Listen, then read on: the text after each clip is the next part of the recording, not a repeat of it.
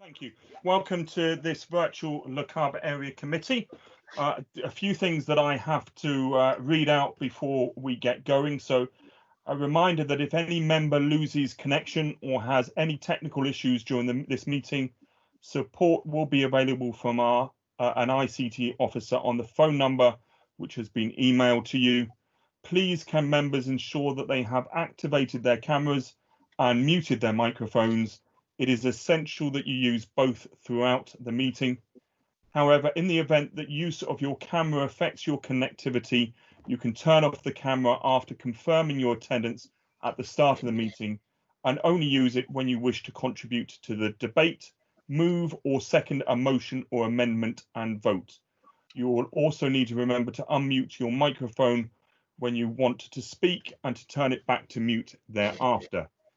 If a member wishes to ask a question or enter the discussion on an item, please activate the electronic hand, which I'm sure you all know is on your taskbar towards the bottom of your screen. Your requests are being monitored, and at the appropriate time, I will invite you to speak. The electronic hand procedure also applies to declarations of interest, and I will be asking for those in the next few minutes. In relation to your declarations of interest, you need to ensure that if you have made a declaration which would normally require you to leave the chamber, such as a financial interest, you should turn your camera off and mute your microphone when we come to that item. You will still be able to hear the discussion, but not take part in any way. At the end of the item, you can turn your camera back on and return to the meeting as normal. If you have made a non-financial declaration or any other declaration when you would not normally leave the chamber, then you can leave your camera on if you wish and either take part or not in line with the terms of your declaration. If a member wishes to raise a point of order, which is extremely unlikely as I'm actually chairing the meeting, this should be done by unmuting the microphone to interrupt proceedings and gain the attention of the chair, as is the current practice. And I guess I can't raise a point of order against myself. The conversation line can be activated by clicking once on conversation, which you will see on the taskbar at the bottom of your screen. This will have the effect of displaying the conversation in the right-hand margin of your screen. Please note that this should only be used to type in motions and amendments. Despite the name, it is not actually to be used for conversation, as this could be disruptive to the smooth running of the meeting and not least the debate on each item. Finally, if we should need to adjourn the meeting for any reason, you will be required to disconnect from the meeting at the point of that adjournment, and a time will be given for the meeting to recommence, and you will then just need to join the meeting again as normal. This will ensure that everyone is aware of the restart time, including those who may be watching the webcast. And I now call upon the clerk for the roll call for the sediment to be undertaken. Thank you, Chair. Members, could you confirm your attendance when I call out your name, please? Councillor Allen. No. Councillor Baxter. Here. Councillor Henderson. Present. Councillor McLean. Present. Councillor Rahman. Present. Councillor Rickson. Present. And Councillor Thompson. Here. Thank you. Thank you. And can I ask if there's any declarations of interest from colleagues?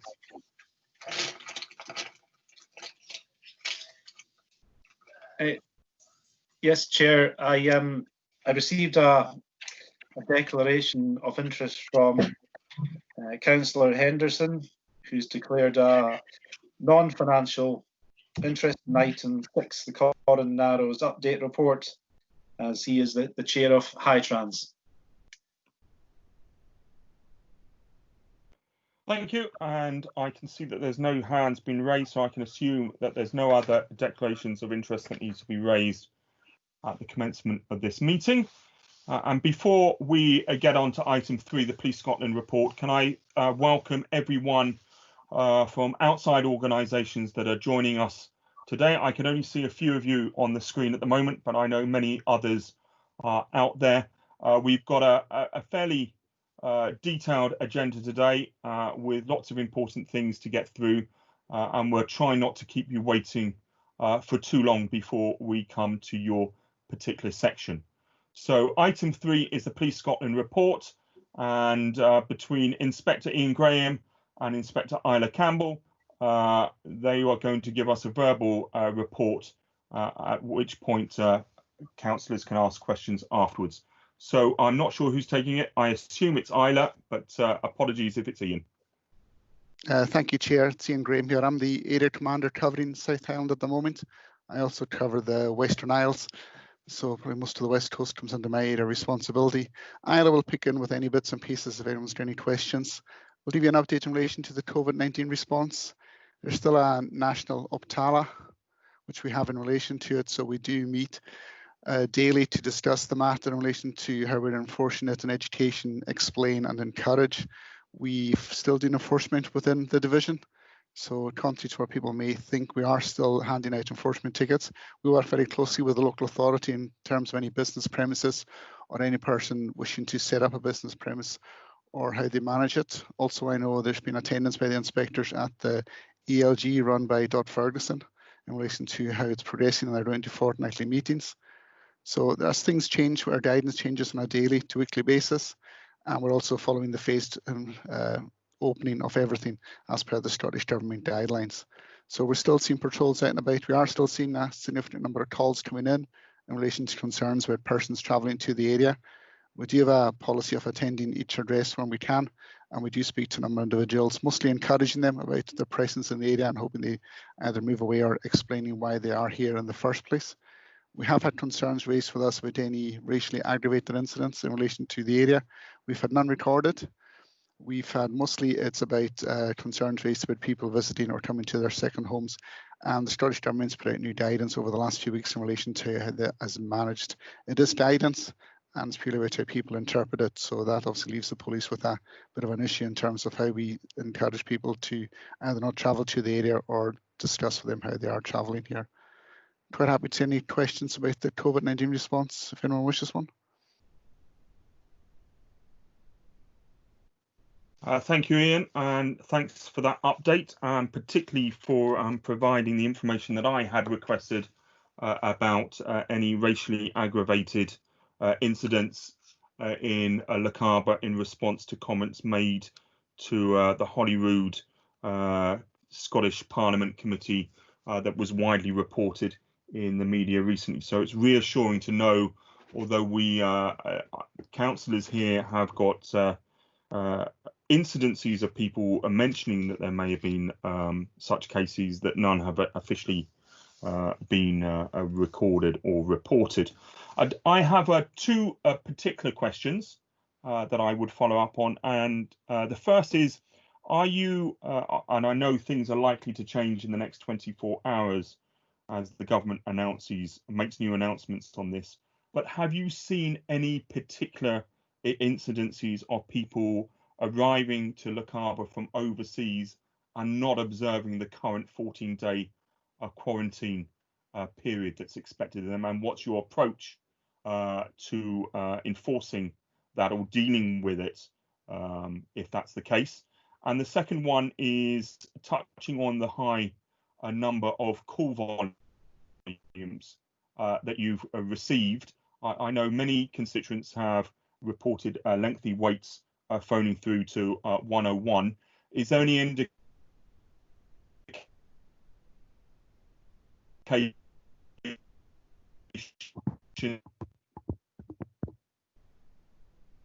beginning to decline? Sorry, Chair, I only got one of the questions, then I lost you after a bit of the querying the 101. If you want to repeat that. So someone put me on hold at that point, but so have the call volumes begun to decline phoning to 101, and does that mean call response times are improving from what they may have been at the height of the crisis? Thanks, Chair. The call volumes have remained quite static over the crisis, whilst certain calls in relation to what we would class as routine crimes drop down, the COVID-19 calls come in. As an organisation, over the last 48 hours, up till Friday at 6 in the morning, we've had over nearly 600 calls to our division in relation to concerns for routine crimes, concern for persons, missing persons. So it is starting to go back to its routine business with the COVID-19 attached within it. In relation to the 101, yet we have had concerns raised not only from yourselves but from other individuals about how they've contacted. So we will feed that back through our command team about the concerns. But it's usually about the time people have had to wait in relation to the call, and I'm aware of one person having been put through to Force down south, unfortunately, in relation to the 101 system. So that's something that's been fed back to our command team. In relation to the quarantine, we've seen a few foreign visitors coming in, but not ones that have been through the 14-day quarantine within Scotland. We are the ones that will do the enforcement, but we haven't had any reports, unless Isla can keep me right, on any specific ones within Lochaber, where we've been asked to do any checks to verify whether someone's self-isolating within a specific address. Isla, are you able to see if we've had anything for that one? No, nothing at all. We would probably be quite reliant on the border agency to give us the details of somebody, their address, etc., and we've not had anything through. Yeah, so Chair, so unless Border Policing passes any details of someone they can't get hold of, or that they've had concerns about may not be self-isolating, we have not been asked to carry out any specific checks in relation to them. I hope that answers your question. It does. So can I just check the process then? If a constituent comes to us with a specific concern about someone they know has just returned from overseas who's not self-isolating, I assume that they phone 101 and you will deal from that point rather than them trying to get hold of the border force. Yes, if someone phones 101, they'll then either take their details and liaise with the border force, or they will put them through to them specifically. They will not pass it out to us unless it comes from border force, but that will be the best course of action for them to raise it. Thank you, that's extremely useful. Before I call the first councillor, I see some people are saying that they're having sound problems. Quite often a good way of solving that is just to turn off your video, and that improves your connectivity and bandwidth if you are seeing that particular problem. And then I'm going to call Councillor Henderson. Yeah, thanks, Chair. No, my question was on 101 and the time there, and the police officer has answered that. Thanks. Councillor Rixon, then. Thank you, Chair. 2 points. Just like to place on record my appreciation for the work of the local police force in Malig. The reason that I say that is we've come under considerable pressure for a number of weeks now from people visiting the area, and I'm acutely conscious that they walk a sort of tightrope between those who want an extremely heavy-handed response and those who don't. So I do think they're in an impossible position sometimes, particularly when people arrive at the beach and promptly get out the bottle of wine and say that's the reason they can't move on. So just to sort of record that, the only other thing I would say is to add to what Councillors Henderson and Baxter have mentioned about the 101. I have had considerable local feedback about this, about the length of time it takes to get a response. And just to say, I appreciate that you're in an impossible situation here, but if extra resources could be devoted to that, I think it would be useful, simply from the point of view of reinforcing confidence in the police. I have been informing people about the form that they can fill in online, but obviously a lot of them would like to speak to the police directly. Thank you, Chair. Thank you. Thank you, Councillor Rixon, and I think I'll take Councillor Thompson next. Thank you, Chair. My questions on the COVID-19 response have been asked, so I have another question. It's on a separate topic, if that's okay. Of course it is. Please proceed. Great, thank you, Chair. Ian, Isla, one of the concerns that's been raised over the last few months has been possibly increasing prevalence of illegal drugs and the supply of in the community. And I just wondered if you could address how widespread you think that issue is in Lochaber, whether it's an increasing trend, and whether any of the resource that you would wish to put towards combating that has been had to be used elsewhere in terms of the COVID-19 response. If you have any thoughts on that topic, I would be keen to hear them. Thank you. The Chair, Councillor, it's okay. I'll pass to Isla to answer that one for Lochaber. Yeah, we have seen probably an increase in seizures of drugs, partly because we are in a better position than we've been in a long time to be able to proactively patrol, because there's not the same demands on our time that there would have been at any other time of any other year, if you like, in terms of courts being witnesses at court trials, mandatory training, and as the Chief Inspector said, the number of calls, the routine calls that were coming into us dropped. So that left us plenty of time to be out there 24/7 and proactively stopping people and dealing with them for that. The drug situation changes day to day in terms of what kind of drug is available, their prices, and what people are using. But we are probably receiving more intelligence just of late in relation to the supply of drugs into the community. And as a result, on the 18th of June, we organised an operation here in Fort William, which was based on transportation links and drug dealing hotspots around known drug dealers' addresses and things like that. We received the help of the Roads Policing Unit. A drug detection dog came down from Inverness, as did plainclothes officers from there, and BTP. And so effectively Fort William was flooded with officers, and anybody who was stopped for a drug search with a vehicle, their car was searched by the drugs dog to good effect. And during that day, on an intelligence-led basis, a vehicle was stopped and a significant amount of money and cannabis was recovered from within that car. So we intend to keep doing that. It's basically an offshoot of the operation I've probably briefed you about before, called Operation Kiva, which is usually focused on licensed premises, but clearly they're not open just now. So we've taken the concept and just moved it into a different area. So as I say, we hope to keep doing that, but we have to be realistic that at some point we will go back to the other sets of demands that are on our time.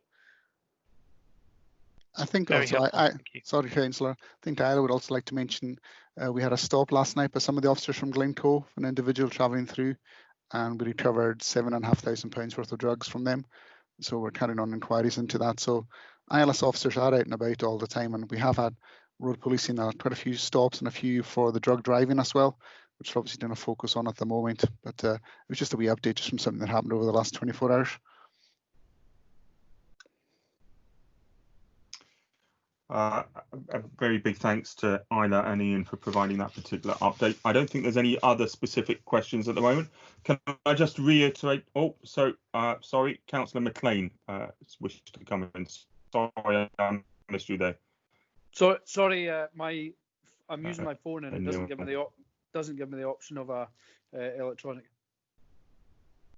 For the police on the irresponsible camping, that are making a mess. What would you think to help that out, with COVID's brought it situated? Is there anything you think that you do in this area, and how much?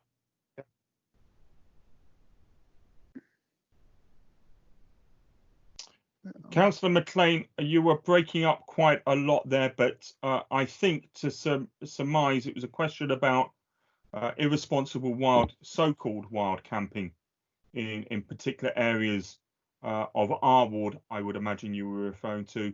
And I suspect you were asking what was the police response and what are they able to undertake to deter and actually pursue those that are causing problems in places like Glen Etive, but it's not just there. I know Councillor Rickson has issues closer to Mallaig within his own ward, and I'm sure there's other hotspots as well. So I suspect either, as you've dealt with this in the past, previous questions, you may wish to respond. Yeah, this is something that comes up depending on how good a summer we have, really, and potentially because of things tightening up down in Lochaber National Park, with a joint scheme in place there to deter that sort of antisocial behaviour. So going back to what I was saying earlier on, we're out and about as much as possible. Down in Glen Etive in particular, the Glencoe staff really do try and give that area as much attention as possible. But like Councillor Rickson said, we often encounter the fact that they've immediately set up camp and had an alcoholic drink and we can't move them on. What we do in that scenario is we try and arrange for somebody to visit that site the next morning, make sure they've moved on and that they've taken any rubbish with them. But there are people who slip through the net, unfortunately, depending on the geography of the area and what our coverage has been. So in the past, when it's been brought up in relation to Glen Etive, my view is that if it's seen as a significant problem, that is something that we would certainly take part in a joint initiative on.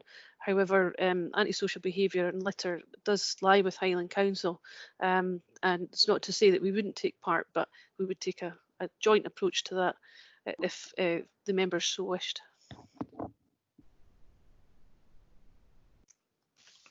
Thank you, Inspector Campbell. Just following up on that, and before we move on away from the police report, do you envisage the problem becoming more acute as we go through further easing in lockdown and travel restrictions that many people are currently following are lifted, and we're seeing tourist bodies quite rightly encouraging people to staycation this year?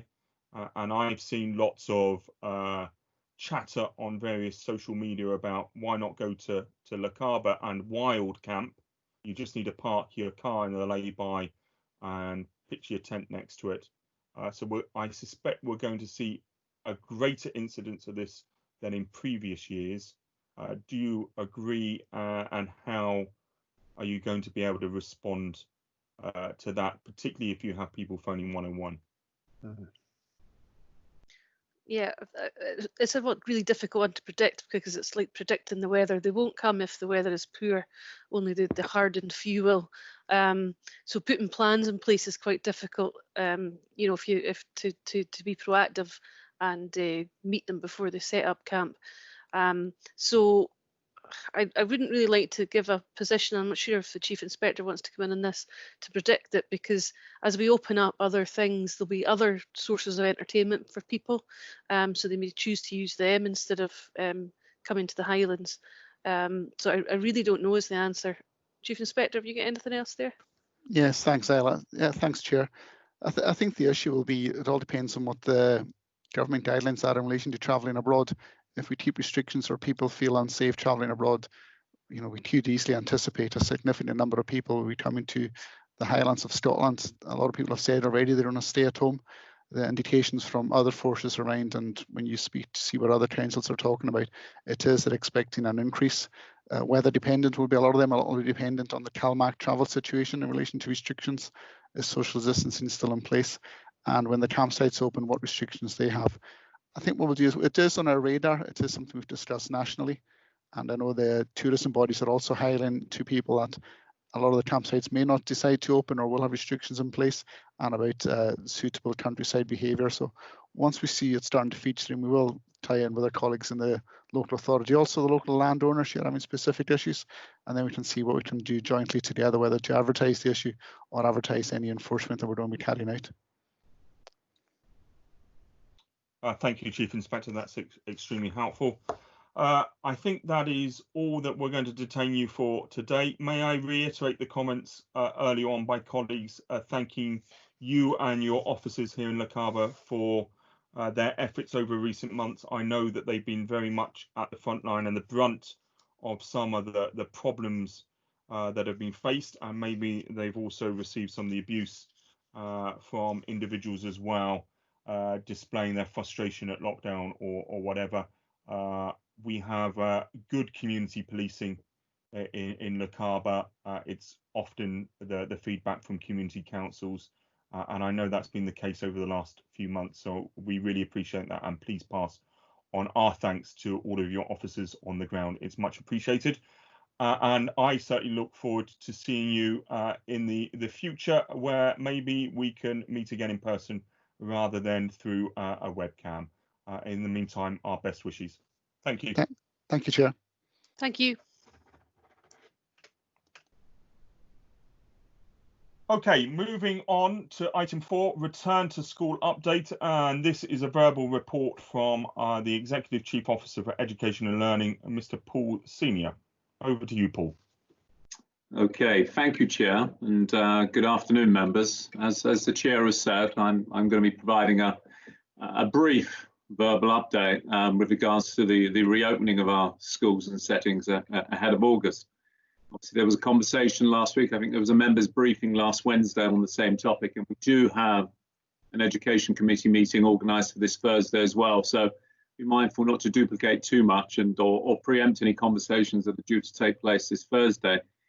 Pretty much the focus for last Wednesday's conversation for colleagues who were able to attend was very much along the lines of how we as a council, with the support of our schools and partner agencies, were going to react and adapt and adjust plans and processes in response to the requirement now, or the expectation that our schools in August are going to be reopening 100%.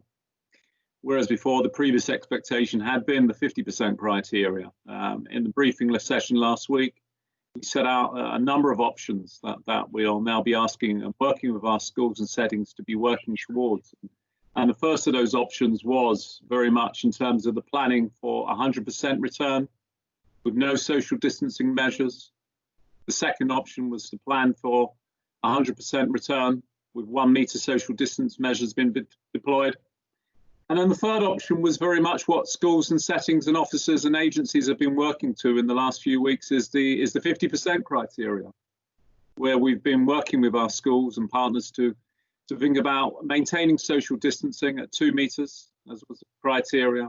What would that look like in terms of risk assessments, operational planning, and there's been a high-level overview report which has been shared with HMIE, which I'm hopeful that colleagues would have had sighting of. I think it was meant to be circulated last week, which will give you an overview of our position statement with regards to the 50% criteria, which will now, it's not a waste of time because it's still option C. If the R number goes up in the region, then naturally we will still need that option C to be deployed to ensure that blended model of learning, that 2 metre social distancing application being deployed as well. So that option C will be important. But those conversations, as you would imagine, between head teachers across our 203 schools and all of the partner agencies, transport, catering, facilities, IT, there's been significant conversations and planning going on. As a number of colleagues would have already heard me mention that I've commissioned a programme oversight approach with regards to making sure that the whole ecosystem that prepares our schools and settings is as ready as possible for August. Because when we talk about schools and settings opening, it's not just about the 203 schools. As I said, there are a number of key factors. So the 11 subgroups are important. So transport have had to work on a bespoke, personalised plan. Catering have had to work on a plan. IT have had to work on a plan. So there's been lots of activity going on which colleagues will be aware of.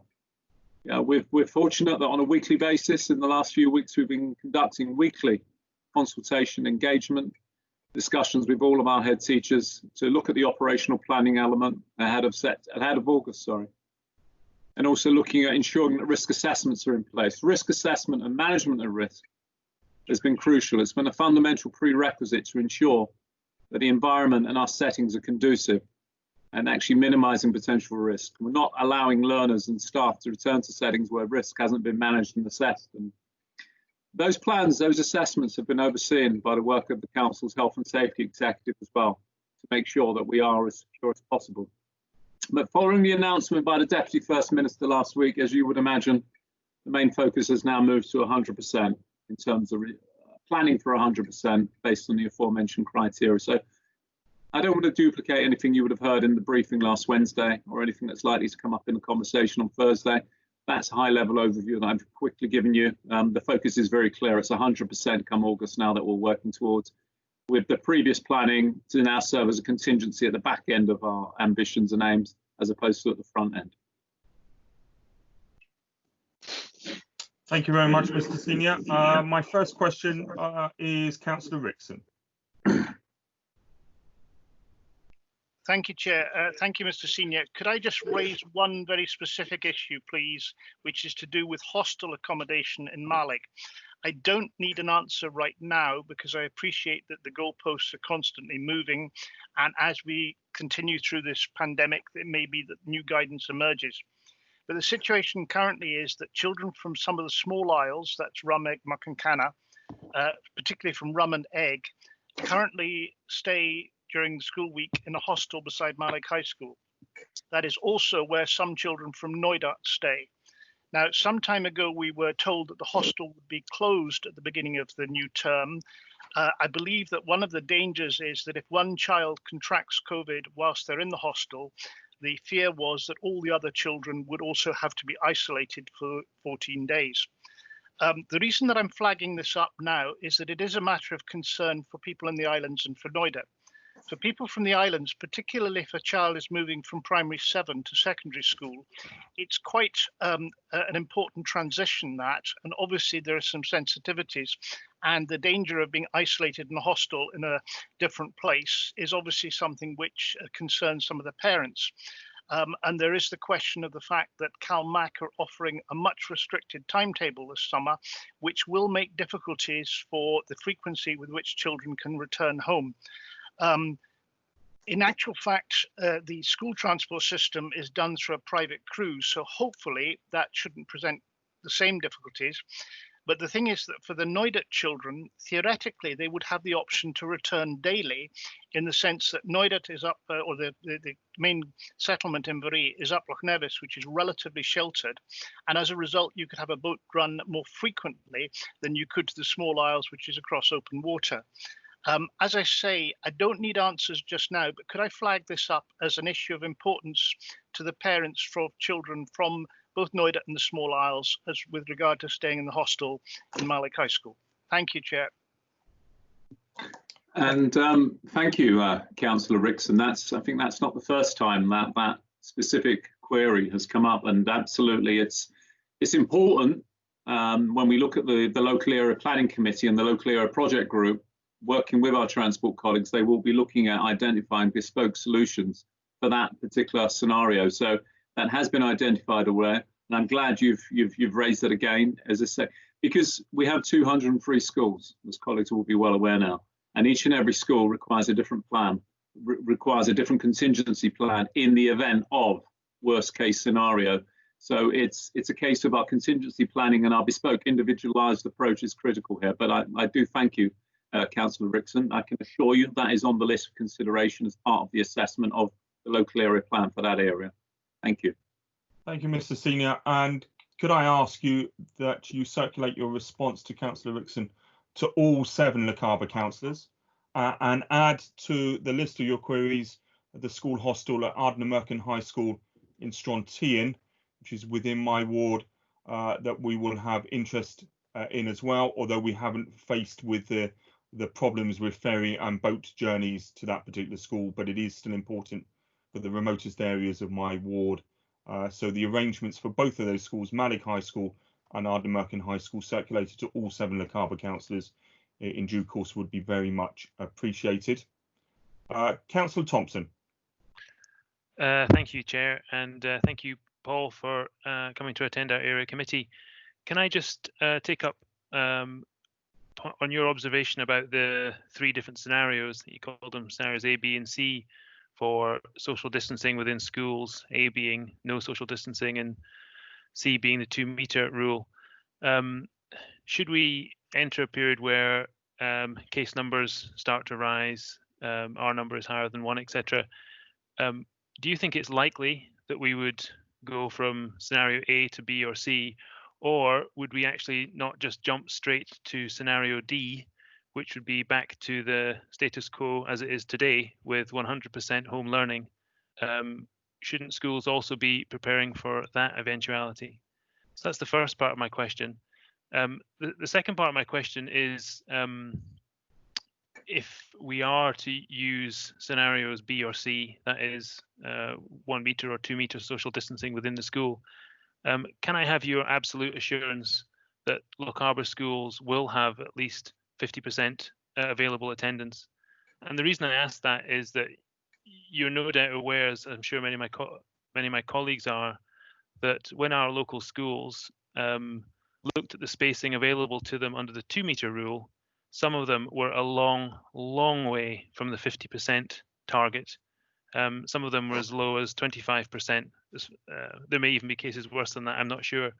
So those schools will need significant extra financial support in terms of staffing and of buildings. And I would like your reassurance that if we have to employ option C, that will be available for Lochaber school children. Thank you. Okay, thank you for that question, Councillor Thompson. With regards to the planning for D, blended learning, that's a given. That's in terms of our schools have already been working towards that. So if there is a need to revert back to worst case scenario, the deployment of blended learning, our schools have already been, prior to this programme of recent evaluation and consultation, been deploying that, but that has been felt into the mix. But the intense focus at the moment, as you would imagine, is option A and option B, because those are the latest requirements that have come out of the conversations from Scottish Government. But absolutely, there is an option D that's implicit, but it is there if need be to go to that route. So with regards to bridging the financial gap and the requirement, I agree. I'm aware that some of our schools have come up a little bit shorter than the 50% criteria based on assessed needs. We've done some modelling and some evaluation of what the additional cost implications would be, not just for staffing, but buildings and transport and that stuff. So naturally, if we're looking a bit as been equitable as possible to ensure all of our learners have access to provision, we will endeavour to bridge the gap. But there is obviously a reliance on additional resources, and some key decisions been made about resource availability as well. So I'm not going to comment on individual school amongst the 203 schools across the estate, because I haven't got that data in front of me as we're speaking. But what I can assure you is that where there is a gap in terms of schools reaching the 50% criteria, our ambition, Councillor Thompson, is to make sure all of our schools get to that 50% baseline. And we have undertaken what I call a bridging the gap assessment to look at what is the gap, be it people, be it buildings, to help them bridge that gap. So we would be working towards that desired outcome. Thank you. Councillor Henderson. Thanks, Chair. Yeah, Paul, just touching on that, I noticed on the Highland Council website advertising the job vacancies, especially for schools and secondary schools, there seems to be quite a lot of maths teachers short across the Highlands. And touching on what you're actually saying there, if there was a need for even more, how will you be able to propose to go about trying to fill these gaps that will be necessary within that operation? Thanks. Well, it's a good job I've got a robust HR department who are leading on the recruitment, and I'm not in a position to give you the exact level of detail on that, but we do have an HR team who are on top of that, and there will be, as previously promised, Councillor Henderson, an assessment at the end of this week in terms of the recruitment activity and how successful we've been and what the gaps are.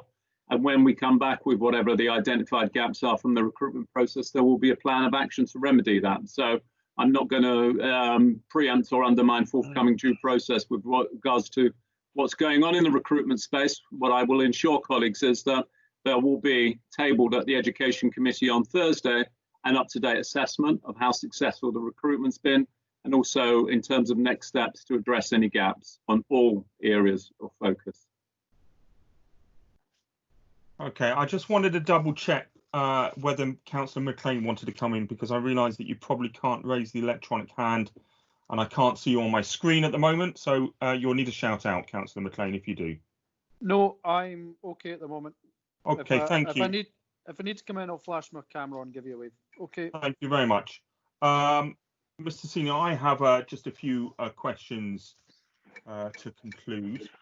Our teachers, as mentioned at last week's full council by myself, have done a tremendous job over the last few months dealing with really difficult circumstances in teaching our children from home and adapting accordingly. And they are going to be vital as our schools recover across the Highlands from the beginning of the new academic year in August. But yet again, and I would say only part of this is COVID-19 related, that we see quite a lot of uncertainty and disarray within our schools. And I would say that's leading to morale issues and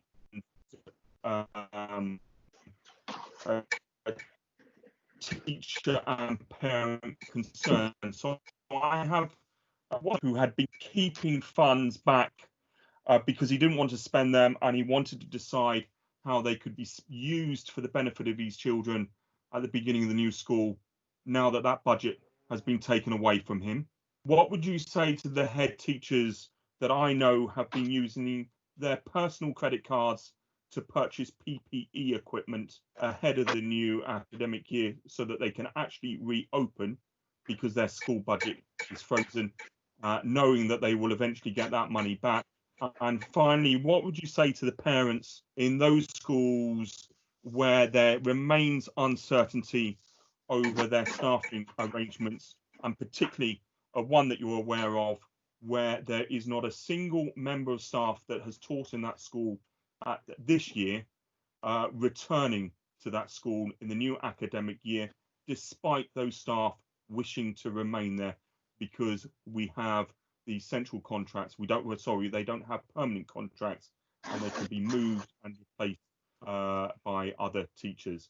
That will provide enormous uncertainty for parents and children in our primary schools, just at the point when they need that continuity and that assistance after so many troubling months. Thank you. Thank you, Councillor Baxter. Some interesting points made, which I've picked up. As I've said many times, not just in this forum, but other forums recently, we do have an extensive, comprehensive programme of communication and consultation that takes place with all of our schools on a weekly basis. And that's been in place since the beginning of June. And those group discussions with our primary heads and with our secondary head teachers have allowed for individual follow-up with schools where there's been potentially concerns or identified gaps. So I would hope that through that mechanism that such concerns would be picked up. So in terms of if there is any specific concerns that you're flagging, please share that information with me and I'll take that up with the officers away from here. That information you've just shared, that's the first time I'm hearing of that. So I'm happy to take that offline. I'm not going to comment on individual schools because each and every one of our schools has their own operational plans and their own individual risk assessment.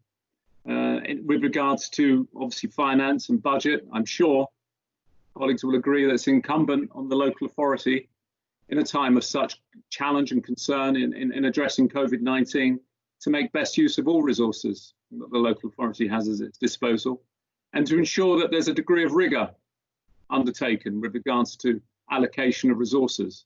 So this doesn't preempt or undermine any key decisions that are going to be made to allocation of any schools or settings or key council services. Our schools are an important part of the local authority's offer for local children, young people, families and communities. But I'm sure colleagues will agree that it's important that we look at the whole system, not just any part and individual. Obviously, as the Chief Officer for Education, I'm an advocate for education and for our schools and settings. But I would appreciate, and I see, the importance of making sure that we're looking at this collectively. Otherwise, we will be potentially compromising the future and well-being of the local authority. So coming back to the point about individual cases, I'm not going to comment on individual cases. If that has been shared with you, Councillor Baxter, please share that information with me and I'll ensure that the relevant local area managers are following up with their head teachers accordingly, which is the best place for those conversations to be played out, not in a forum of this nature. Well, we'll have to agree to disagree on that. I think communication within your department is not good. I think teachers in particular feel intimidated. And each of those three issues, other than the first one referring to a departmental head who's seen his budget disappear because of the DSM grab last week, have been raised either with yourself or the chairman of the Education Committee. And I look forward to a full response. It's exactly the forum to raise these issues, as well as doing so behind the scenes, which I have. But I'm sure we will get on with that at future committee meetings and realise that's the basis of how I certainly run the Lochaber Area Committee. If I can just come back there, Councillor, we have, as I say, there was a briefing last Wednesday for all members, and there's an education committee on Thursday, which we will be getting into further detail. So I'm sure we're not going to be duplicating anything in this conversation ahead of Thursday. You made quite a strong allegation there about communication in my department. I would challenge that. If you do have any to challenge or anything to the contrary, please send me that evidence and I'll look at that. And that would be the appropriate place to tackle matters of that nature, in my opinion. I will certainly follow that up, but it's not the first time that I have raised it within this council, and I will continue to do so. Whilst I appreciate that you're new in your role and having to inherit some of those existing problems, but I'm more than happy to discuss that in person. Right, any other questions? Councillor Rahman, I just wanted to double check that you didn't have any question on recovery process for getting our schools back in place and operational from August onwards.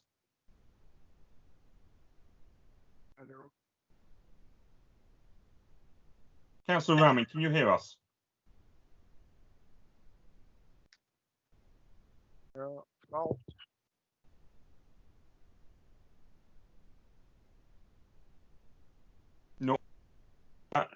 I'm going to take that as maybe a no, that either Ian can't hear us or he doesn't have a question. Can't hear. Okay, we'll move on to item 5 then. Thank you, Mr. Senior, for your time today. Look forward to seeing you at a future area committee. Okay, thank you, Councillor Baxter, and thank you, members. Moving on to item 5, which is really the meat of this meeting, and Lochaber councillors asked for this specifically to go on our agenda, and that's the COVID-19 response. And to a certain extent, we will be, I guess, looking back at the previous response, but more importantly, we will be moving on and looking forward to the future response, and that's why we have members from the third sector, as well as the private sector and economic agencies, which I'm sure are going to focus on that particular area. So the first item is Highland Council response, particularly here at a local level, and the work that our senior ward manager, Dot Ferguson, has been doing. As you hopefully should see, she's put some presentation slides up on the screen, and I will pass across to Dot. Thank you, Dot. Thank you very much. Can I just check that you can hear me as well as see the presentation? We can indeed. That's great. Thank you very much, Chairman. Yeah, thank you for this. I'm just going through the slides now. You're all aware of the background to this and the crisis that descended at around the middle of March. This really just sets out a bit of context for the Highland Council generally and why we made the response that we did, and we'll touch very lightly on the community response as well. But we also have Flora McKee, who will speak to the third sector response in a few minutes. In terms of the humanitarian centres, that was the first thing that the government requested us to do. And largely humanitarian assistance centres, they were established in 2009, but very much around the understanding that these assistance centres would be about a physical crisis which brought people together. And of course, for the purposes of coronavirus, it was quite the opposite that we needed to do. It was an assistance centre which specifically really couldn't have people coming together, and it was in response to that crisis that they were set up. And largely this was about protecting key groups within the community.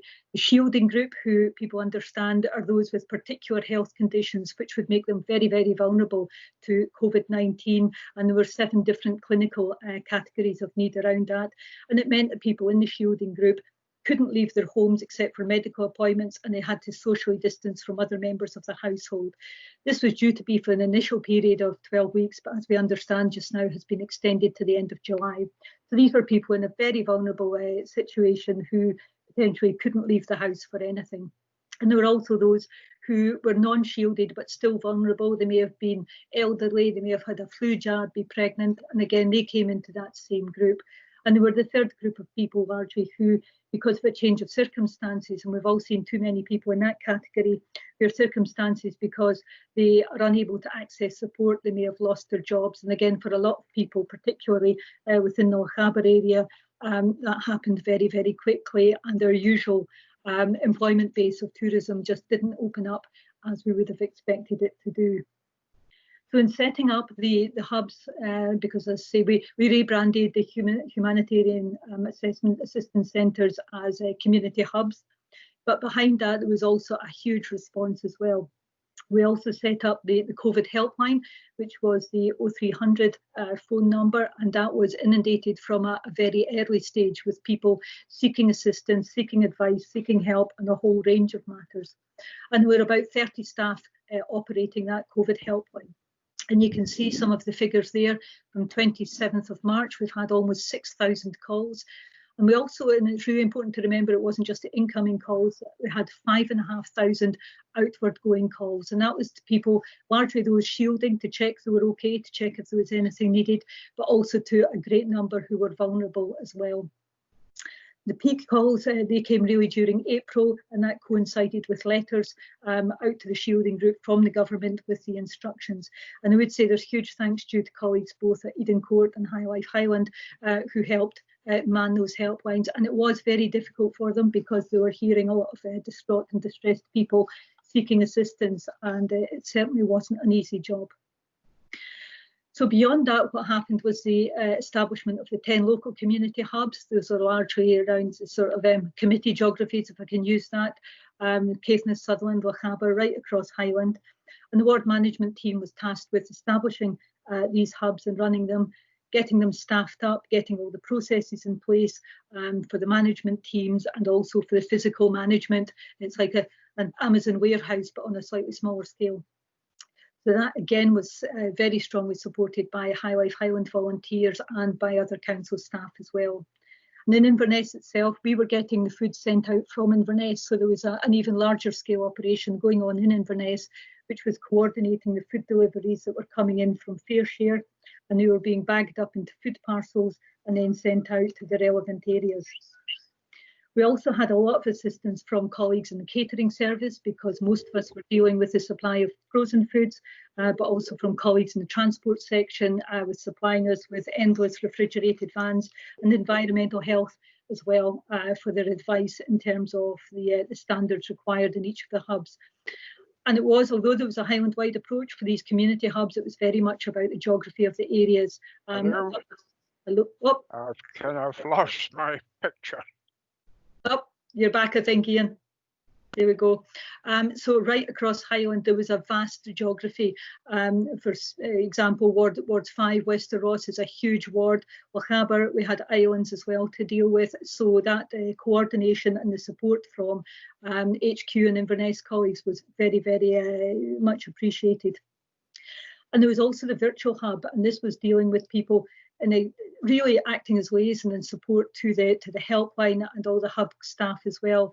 And they spent a lot of time gathering information on the community groups. So again, we would know who we were working with and who we were able to refer to as well. As I've touched on, the shielding groups, the support for food, you can see the number of food parcels that were being dealt with there. In fact, half of all those getting the Scottish Government food parcels were initially being helped by ourselves as well. And although the Scottish Government food parcels system kicked in, that wasn't for a few weeks. And even when it did kick in, there may be instances where people were missed out or there was an error in delivery. And we would always be available to support somebody if they had no food. And it's important to remember that the food from ourselves in every case was for an emergency supply of food. It was for the person who was down to 1 or 2 days of food in the cupboard or who had absolutely nothing. And the same for welfare support as well. That was a particularly important bit where people had a change in circumstances and needed referral to colleagues in money advice. So really the support for the food, that was direct food provision and support that we were giving. And again, you can see there 800 households for Highland, and 300 of these are still requiring ongoing support. And that can be for a variety of reasons, that they may not have family or friends round about them who can help, or for specific instances they can't look after themselves. And again, a lot of work going on with core partners, particularly NHS, adult social care, and also through children and families teams to make sure that nobody is lost within that system. Housing colleagues are also making sure they keep in weekly contact, if not more frequently, with all their tenants to understand the requirements and trying to capture anybody before they fall into crisis. One of the biggest parts of the work was pharmacy deliveries, and again, while a lot of community groups were delivering prescriptions for friends, it may be in a lot of cases that people didn't have that support network, or perhaps they didn't want community colleagues to know that they were getting prescriptions. And that was also true of food deliveries as well, where people through perhaps embarrassment or just very private and keep themselves to themselves didn't want us to refer them to a community group for assistance. So in all those cases, they were helped by the local distribution hub, the local community hub, who would always deliver to them. Again, weekly contact, as I said, and also a lot of advice, guidance and signposting. And these may have been referrals to a local citizens' advice, to a local food bank. And again, it was very localised, that response. And I think that's what made the difference for people. Just to touch a wee bit more detail of the arrangements, the hub's largely running 5 days a week, 9 till 5 for deliveries. We are reviewing that. It's bespoke to each hub, the arrangements that are in place, depending on the local circumstance. For Lochaber, we are reviewing that. We have reduced the number of deliveries in light of the decreasing number of inquiries, which is good. Inquiry level is staying very low, but it is staying fairly constant. But what we're always mindful of, that depending on any change in circumstances, whether that's financial for families as an unemployment potentially increases, but also through the contact programme could lead people to be isolated or self-isolating and not have any other way of food. So although we are sort of scaling back slightly, we're always mindful of the fact that we may need to increase that response again, and we're well placed to do that. The system for receiving goods from the Inverness Distribution Centre working very, very well. Always a surprise sometimes what we get delivered, which is always very welcome for the families that we're giving out. And again, the core partners, certainly within Lochaber, absolutely Highland have played a blinder. Wide number of community groups, and we'll let Flora touch on that more later. But without the community groups, this would have been nigh on impossible, and they have stood up to the challenge very, very quickly. Huge variety of the council services as well. The parking enforcement officers, can't speak highly enough of them. They have done very, very well in delivering food services, prescriptions, and also in planning colleagues as well. And right across the piece, we've had a fantastic response. But we've also had the hidden heroes in here, the virtual hub handlers within Lochaber. They would be receiving referrals from the helpline number, and they were the ones who were then tasked with deciding whether that went to Lochaber Community Group or through to the hub. And again, similar to those directly answering the 0300 number, that wasn't an easy ask of these people. They were hearing stories and distressing calls from people who were in desperate need, because it's taken people an awful lot to actually pick up the phone a lot of the time and ask for help. And they have just done a tremendous job. Can't speak highly enough of them. And again, they've also been making the outgoing contact calls just to make sure that everybody on our list is well. And again, that prescription delivery service has been there, and also latterly, and a slight sense of unreality for Lochaber, we have been doing water deliveries. And if anybody's seen the weekend we've just had, I'm sure we won't need to do any for a wee while again. But that's again a system that's worked very, very well with Scottish Water. We've delivered right across the piece. I don't think there's any area of Lochaber that hasn't been responded to directly, either by the community groups or the hubs. We've been very close to both NHS and adult social care in terms of referral. NHS have done a very, very good job with their own vulnerable adults and have largely managed to look after their clients through a response from themselves and through the community groups. And again, as time has gone on, there have been different opportunities for us to help and different ways of helping. At the start, it was very much about direct food deliveries, but now it was about encouraging people to use more click and collect, signposting to food banks. So there's been different mechanisms as time has gone on. And as the community groups have managed to get more money, the funding has started to come through. That's been a real help to them, so they have managed to do that. Again, the welfare support that I touched on earlier, this has been critical, and it will very much be an ongoing role for the community groups and for our own teams, for DWP. And this is about making sure that anybody who is in financial crisis is absolutely getting signposted to the right place, and they are getting all the financial help they should have. Mental health support, absolutely critical. We became increasingly aware that people, the longer the crisis was going on, that people phoning into the 0300 number and contacting ourselves were becoming increasingly mentally distressed. The isolation was kicking in, the financial concerns were kicking in, and again documentation was put together to make sure that we were signposting people to the right places for that support, for the mental health support. And those were not only national groups but also local groups like Lochaber Hope. The emergency liaison group also had a role. Chief Inspector touched on it in his presentation earlier, and that was very critical in terms of maintaining a real overview of the whole of Lochaber and responding to any particular challenges. The ELG for this area covers Skye and Lochaber, and we were particularly challenged at the very early days about the delivering, well, not delivering to, but services to particularly small isles and Knoydart, and for Skye, the Rassay Island as well. But again, through the working of the emergency partners, and that's all the blue light services, but also people like RNLI, CalMac, I was going to say ambulance service. There was a whole team came together, and within about 2 weeks, all the concerns about certainly patient movement on and across the small isles was resolved. And that also gave us confidence that if we needed to get food or any emergency supplies to these particularly remote areas, that was well in hand. And the community partnership, while it hasn't met formally over the past few months, and there is a meeting in the diary within the next couple of weeks, but the core partners all had a role to play in the response, and that was very welcome. Just a few figures for you there in terms of who we were supporting. You can see the numbers there. Oh, sorry, my own bit is Highland wide. So those are the Lochaber figures that you're seeing in front of you there, the shielding groups. Emergency food provision, shopping figures, so a large number of figures coming through there, and the figures there for the hub, 120 through the shielding groups, and non-shielding around 113, so certainly not insignificant numbers.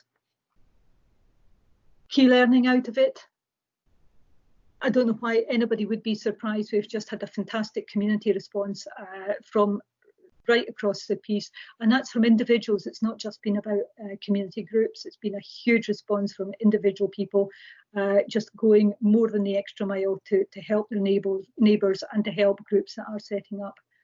Partnership working arrangements, again, couldn't be better. We've always had a very good history in Lochaber of good close partnership working, and that has just gone beyond expectation and has been very, very welcome.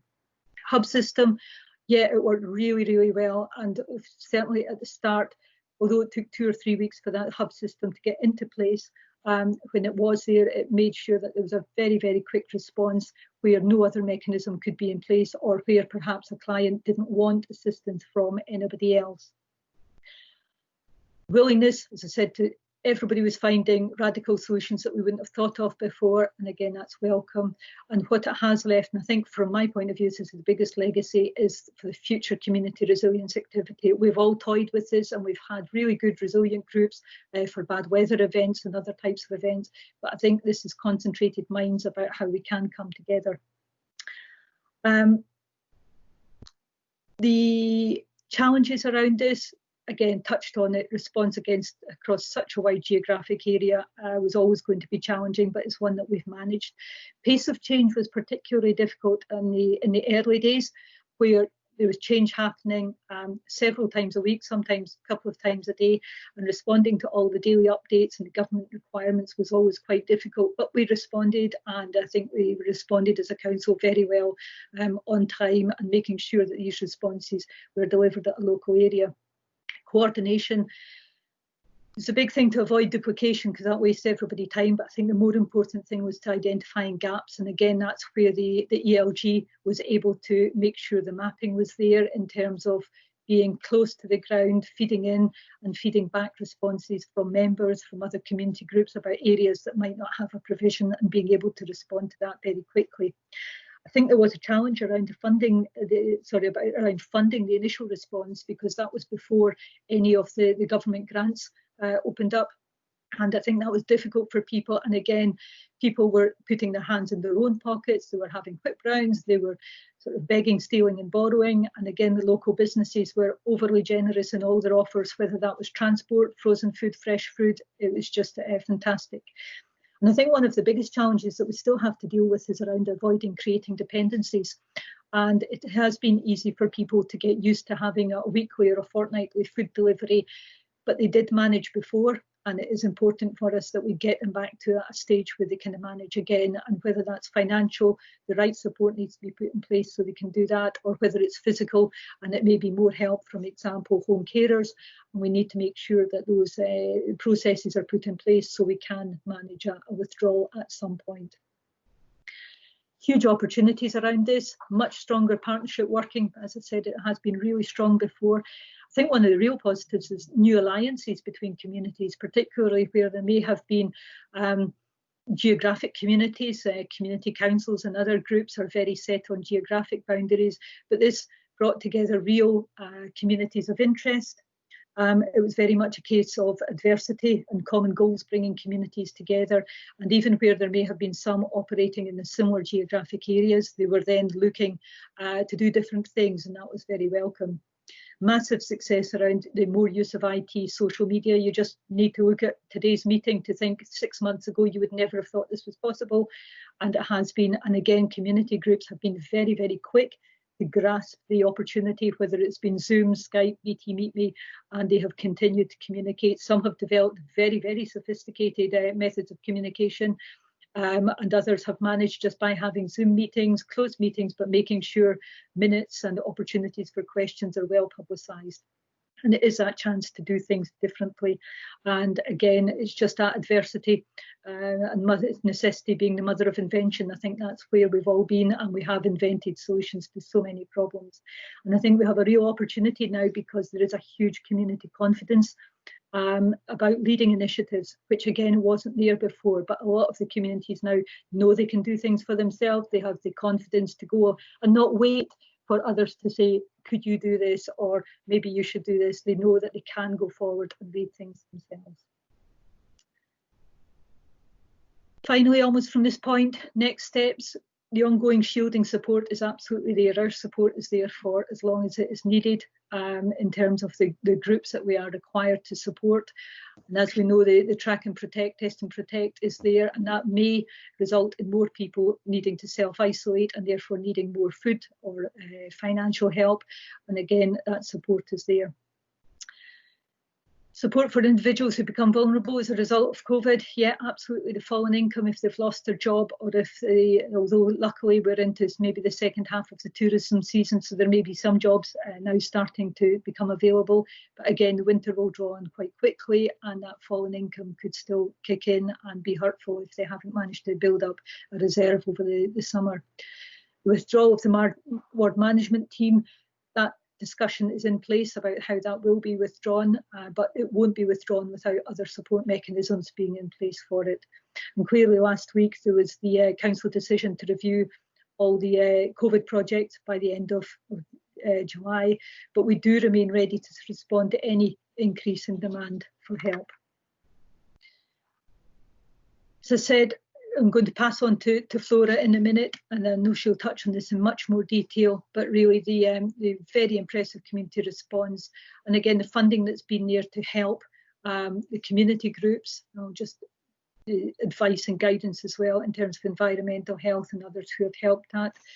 Just before I pass over, a snapshot there about the number of groups, 339 groups registering to provide support across Highland, which is just astonishing, and 55 of those within Lochaber. And you can see how many different ones providing different types of support there, which has been absolutely excellent. Across Highland, again, the volunteering numbers, 450 in the council HTSI helpline, 1,300 registered with Ready Scotland, almost 2,000 with the British Red Cross. Again, fantastic numbers there. And again, through the local community hubs, both ourselves and the Highland Council, ourselves and High Life, early learning, childcare, key worker hubs. None of that would have been possible without people volunteering, whether that's as part of the day job or as completely separate individuals and members of society. The funding that's been distributed to community groups there is at the 9th of June, just over £2 million distributed, and you can see the different funds there. Whole raft of funding that's now come in, and that has allowed community groups largely to be very, very resilient, and some of the community groups getting sizable grants from different pots there. Local funding there through Lochaber, 36 separate awards, just over £250,000 in, 12,000 from our own discretionary, HTSI Wellbeing 2,000, and certainly the bulk of it through the Supporting Communities Fund. It's £170,000 come into Lochaber, which is fantastic, and as I say, allowed a very strong response. So I'll hand over to Flora now, unless, Chairman, you want members to ask any questions of me just now. No, what I think I will do, Mrs. Ferguson, is just leave questions until after Flora has finished before we move on to the private sector. Thank you. Right, thank you, Chair. Thanks, Dot. I think Dot's actually covered an awful lot of what I was going to say. There's obviously an overlap. Yeah, it's been an amazing response from the communities, the length and breadth of Lochaber, from very, very informal groups of maybe 1 or 2 individuals to more established groups to provide additional services, you know, with their normal day-to-day staff.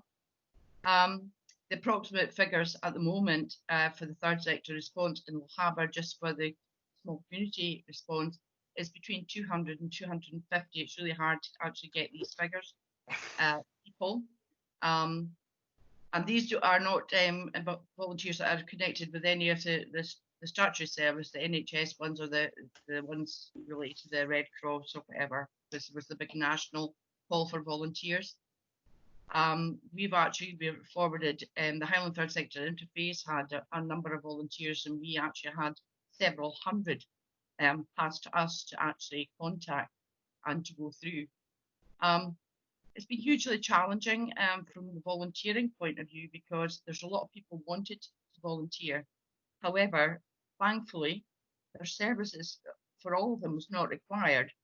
So it was quite challenging to have them on the list and deploy them within certain groups, and to actually still to retain them on a list should they be required in the future. And the majority of them decided they were going to do that.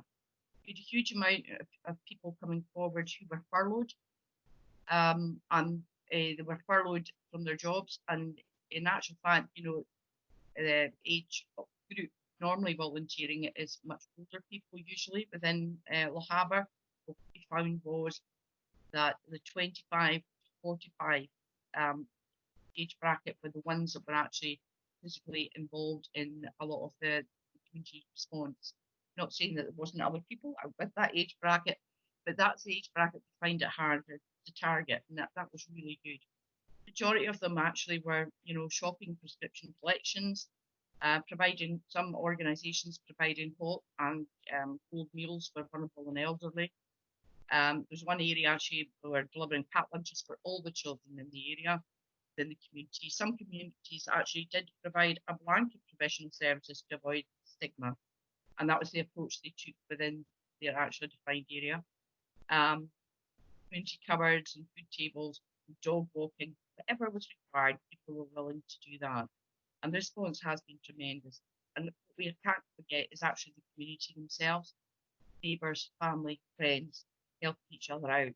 They weren't attached to actual groups, but that response has been huge as well. Volunteer Actual Harbour did develop a service called Plugging the Gap, so that we were aware that there wasn't really an actual formalised for the town area. So we developed the Plugging the Gap service as a response to help there. We recruited 54 volunteers ourselves and inducted them, and we've actually had 25 active. We haven't needed the 50 odd. We do have them on a reserve list. We established a helpline, and we managed to secure some funding ourselves from the what's called the High money, the Sport and Communities Fund, which was great because it's actually helped us. There's a helpline, establish crisis money, an absolute crisis that we could actually help, because we didn't actually have any as such signposts the likes of the bank and other services. However, it's good to have that money crisis. Interestingly enough, there was a huge demand on that crisis. The last week there has been quite significant rise in cases coming due. So much as we expected, in fact, that is starting to hit now. The funding figures that Jot has given, I've actually got support to this fund of 193.5, so we're not going to argue for that. Wellbeing fund, of course, round 2 of the supporting fund is now open, fund up to the end of September, so there'll be a substantial amount of money there. So the volunteering locally has been basically mainly at a local level. It's all been local rather than the national or regional.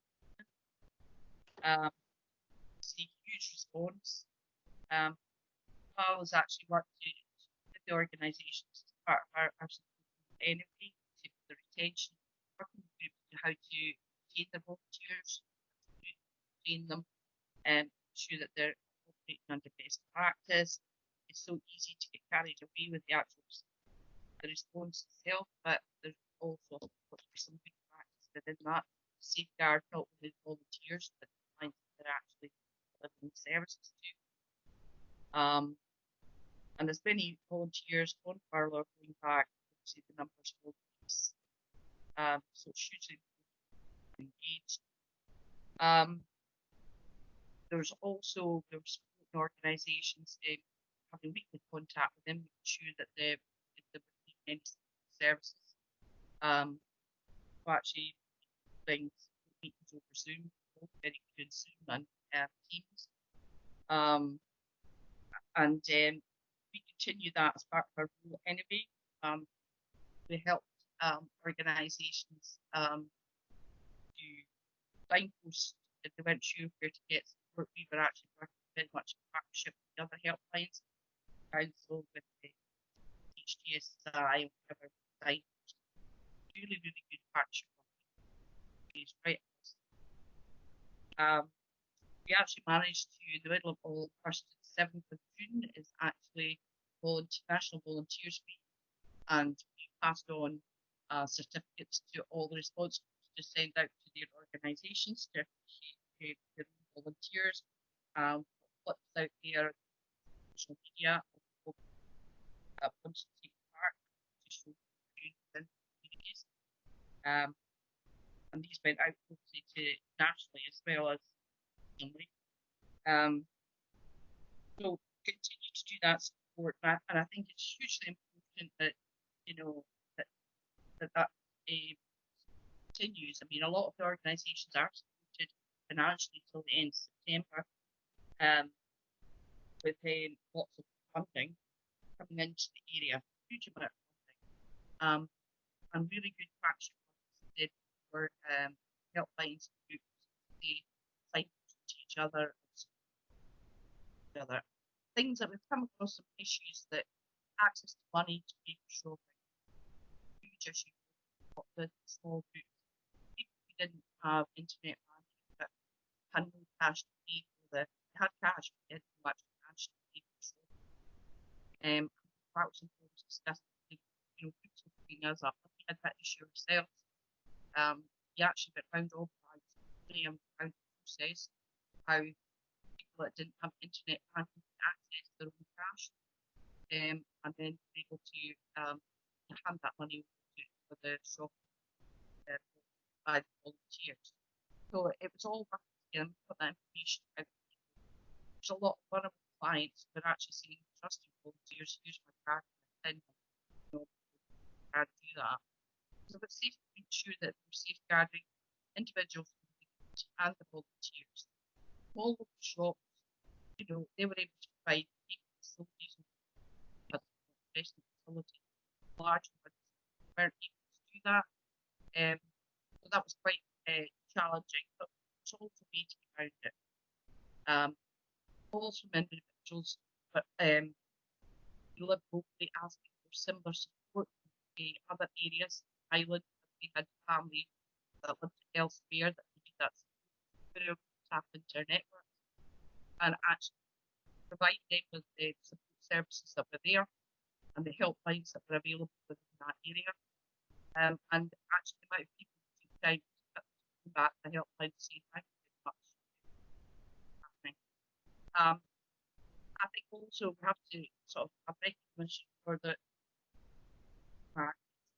you know, point of Lochaber, large providing delivery services being quite a lifesaver for a lot of people. Forces have now delivered the click and collect service.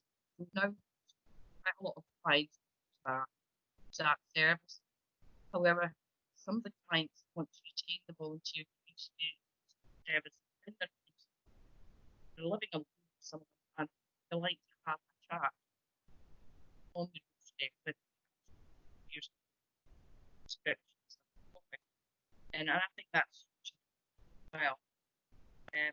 Like George said, had a lot of organisations, a lot of individuals coming up quite distressed, but finding themselves in a different position, never having had to ask for support.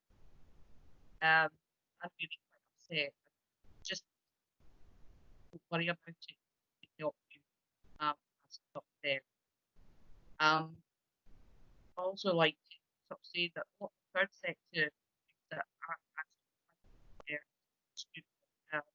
students, and other services,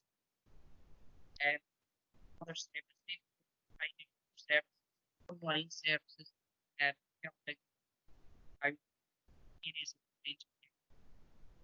And that's concerns around volunteer fatigue. So we need to help organisations have regular volunteer managers in these organisations, and it very much looking at how worrying about how it's expensive in the communities, especially where there has been a plan services and how we base target at the patient's money that we have. Concerns coming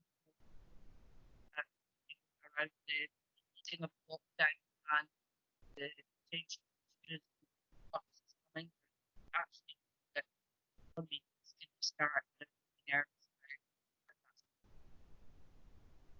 We have to be very, very careful. And concern volunteers and individuals who serve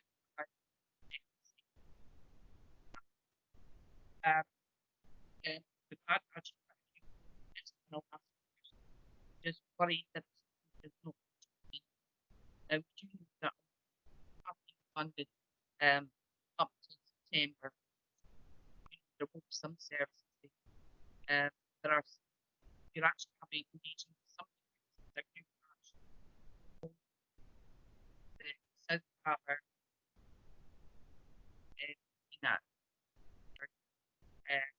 and how that structure in place. Flora, yes. Could I Sorry? just ask you to maybe switch your camera off? I think you're cutting in and out from my end, and it may assist. I'm not sure whether it's happening with other members. So I'd rather be able to hear you, if you don't mind, rather than necessarily see you. Thank you. Yeah, I've just sent that note to Andrew. Thanks for coming in. Yep. Apologies. I did have experience at sound problems myself at the beginning of the meeting, and I came out and came back in. Okay, so, well, that's much better. I can hear you loud and clear now, Flora. Yeah, okay. So, very much as Dot says, it's about what's come out of this has been the positive partnership that have been there, the goodwill really of the communities, and actually the financial support has made that really possible as well, because there's been such a huge response. I'm glad actually we're in a position that has actually decreased over the last few weeks, but there is the need to keep that, and feeling that there is a need to keep that in place going forward, because there is an expectation, and I'm hoping it's not going to happen, that there will be a second spike. I'm not sure if there's anything else you really want. I'm happy to take any questions. If anybody's got any. Okay, thank you, Flora, and thank you, Dot, for those comprehensive reports. I'm not sure there are any questions at the moment, but I'll give members an opportunity to raise their hand. And in the meantime, I see Dennis has just come in. I'll call you in a second, Dennis. Can I thank both of you for the effort that you've put in locally? First of all, Dot, for all the amazing work and leadership that you've led locally, along with the staff that you've been leading. Much of it pretty much unnoticed, other than by those of us who have been involved and seen what's going on. And also to Flora, because I know, Flora, that in many ways you and the third sector picked up the baton in those areas of Lochaber and certainly my ward where we didn't have community groups that were in existence or had formed resilience groups to provide support for those local communities. So I'm particularly grateful that both of you have highlighted the importance of the community response, which I think was particularly strong in Lochaber, and I know councillors are extremely proud of the fact that we've shown how resilient we can be here in Lochaber by the local community actually picking up the responsibility and driving those issues forward, rather than necessarily waiting or relying upon any other particular organisation to do so. So I thank you both, and ask Councillor Rickson for. Thank you, Chair. Thanks both Dot and Flora. Flora, I have to confess that I didn't catch all of your presentation, but it's certainly, once your camera was switched off, the sound improved. But thank you both. The only thing I would say is that, well, a couple of things. First of all, that undoubtedly Lochaber features very well in terms of the level of volunteer effort. As councillors, we've been shown a sort of table of the number of groups across Highland, and Lochaber is right up there at the top in terms of the numbers of groups who have provided local volunteering services.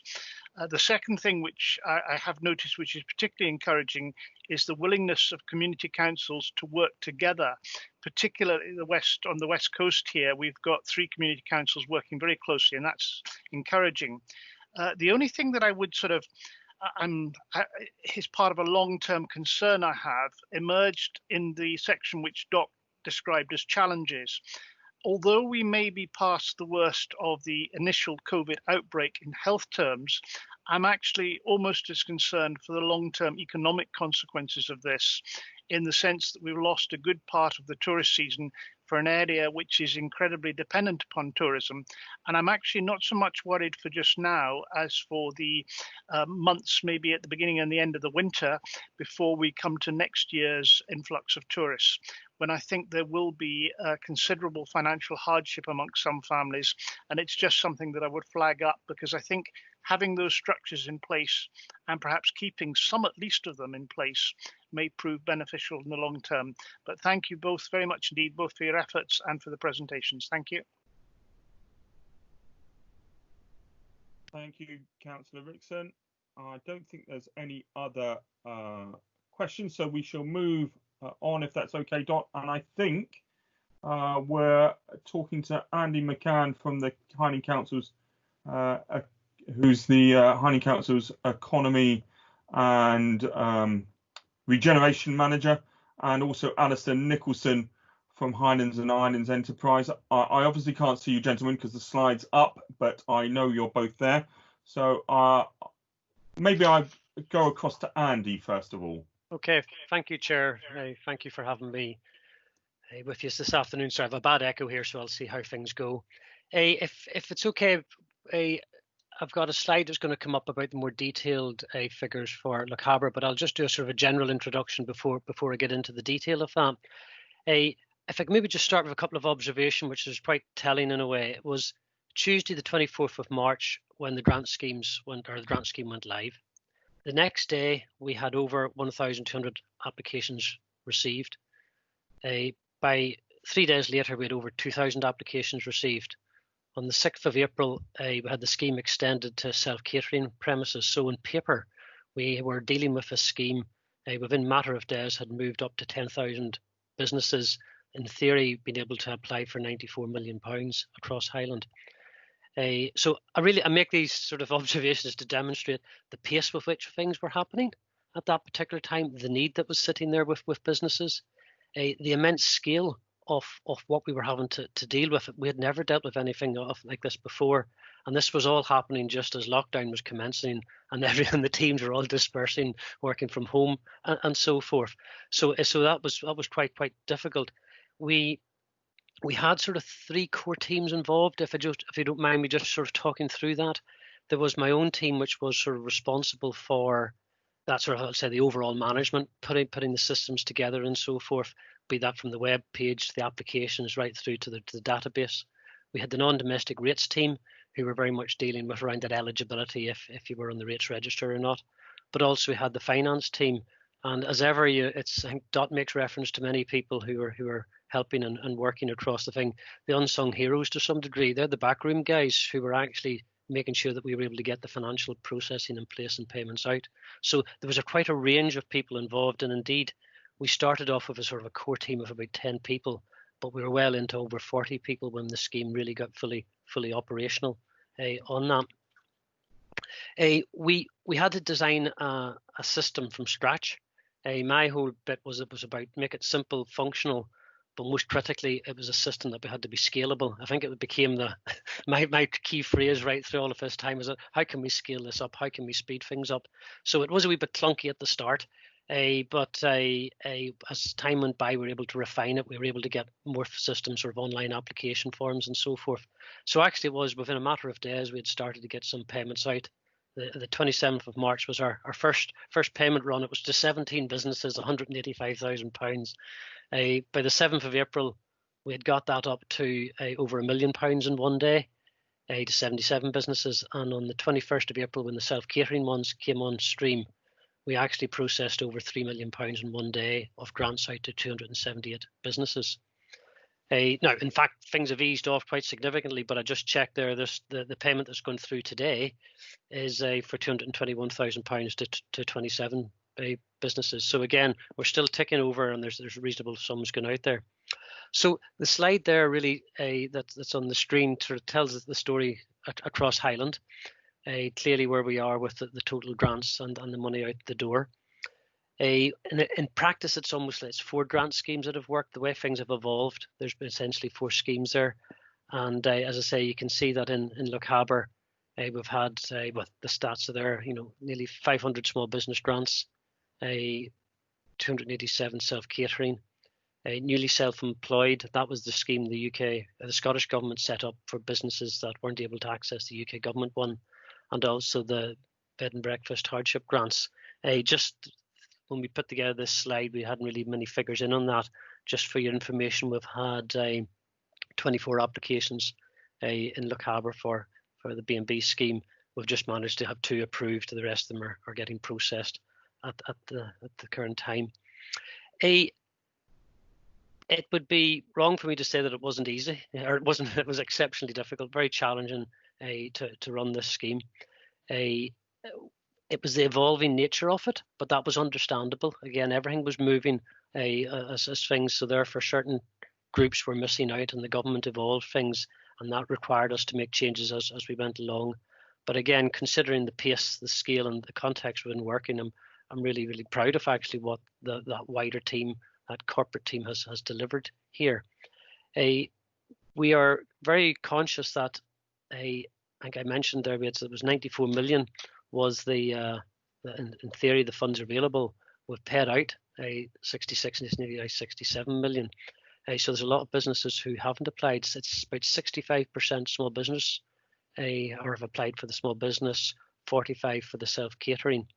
So what we're trying to do, you'll have picked up maybe from press releases and so forth, and through business groups, we're encouraging people to look to the website to see if they are eligible. They may have looked previously and there's been changes from the government, so therefore have now become eligible. So again, we're keen to do that. It's difficult particularly target messages to certain groups because they may fit one criteria but not another.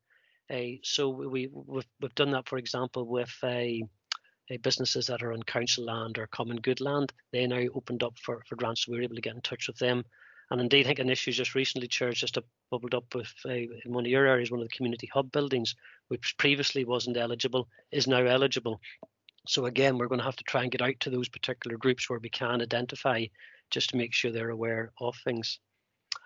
So really, Chair, that's the situation with the business grants.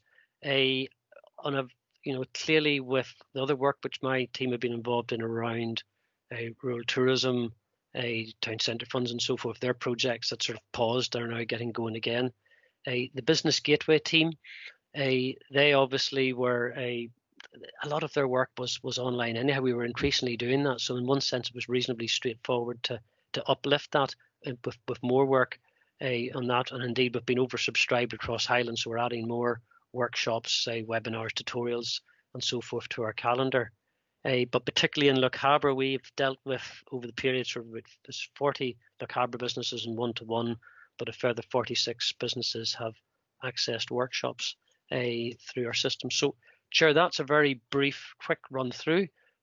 Quite happy to take any questions if members have. Thank you very much for that. I'm going to go to Councillor Henderson first of all. Thanks, Chair. It's just a late declaration of interest in item 5 because I didn't realise that B&B grants would be getting mentioned, and as my wife has a business, I need to declare a financial interest but won't be taking part in any talk on that. Okay? Okay. Councillor Vixen.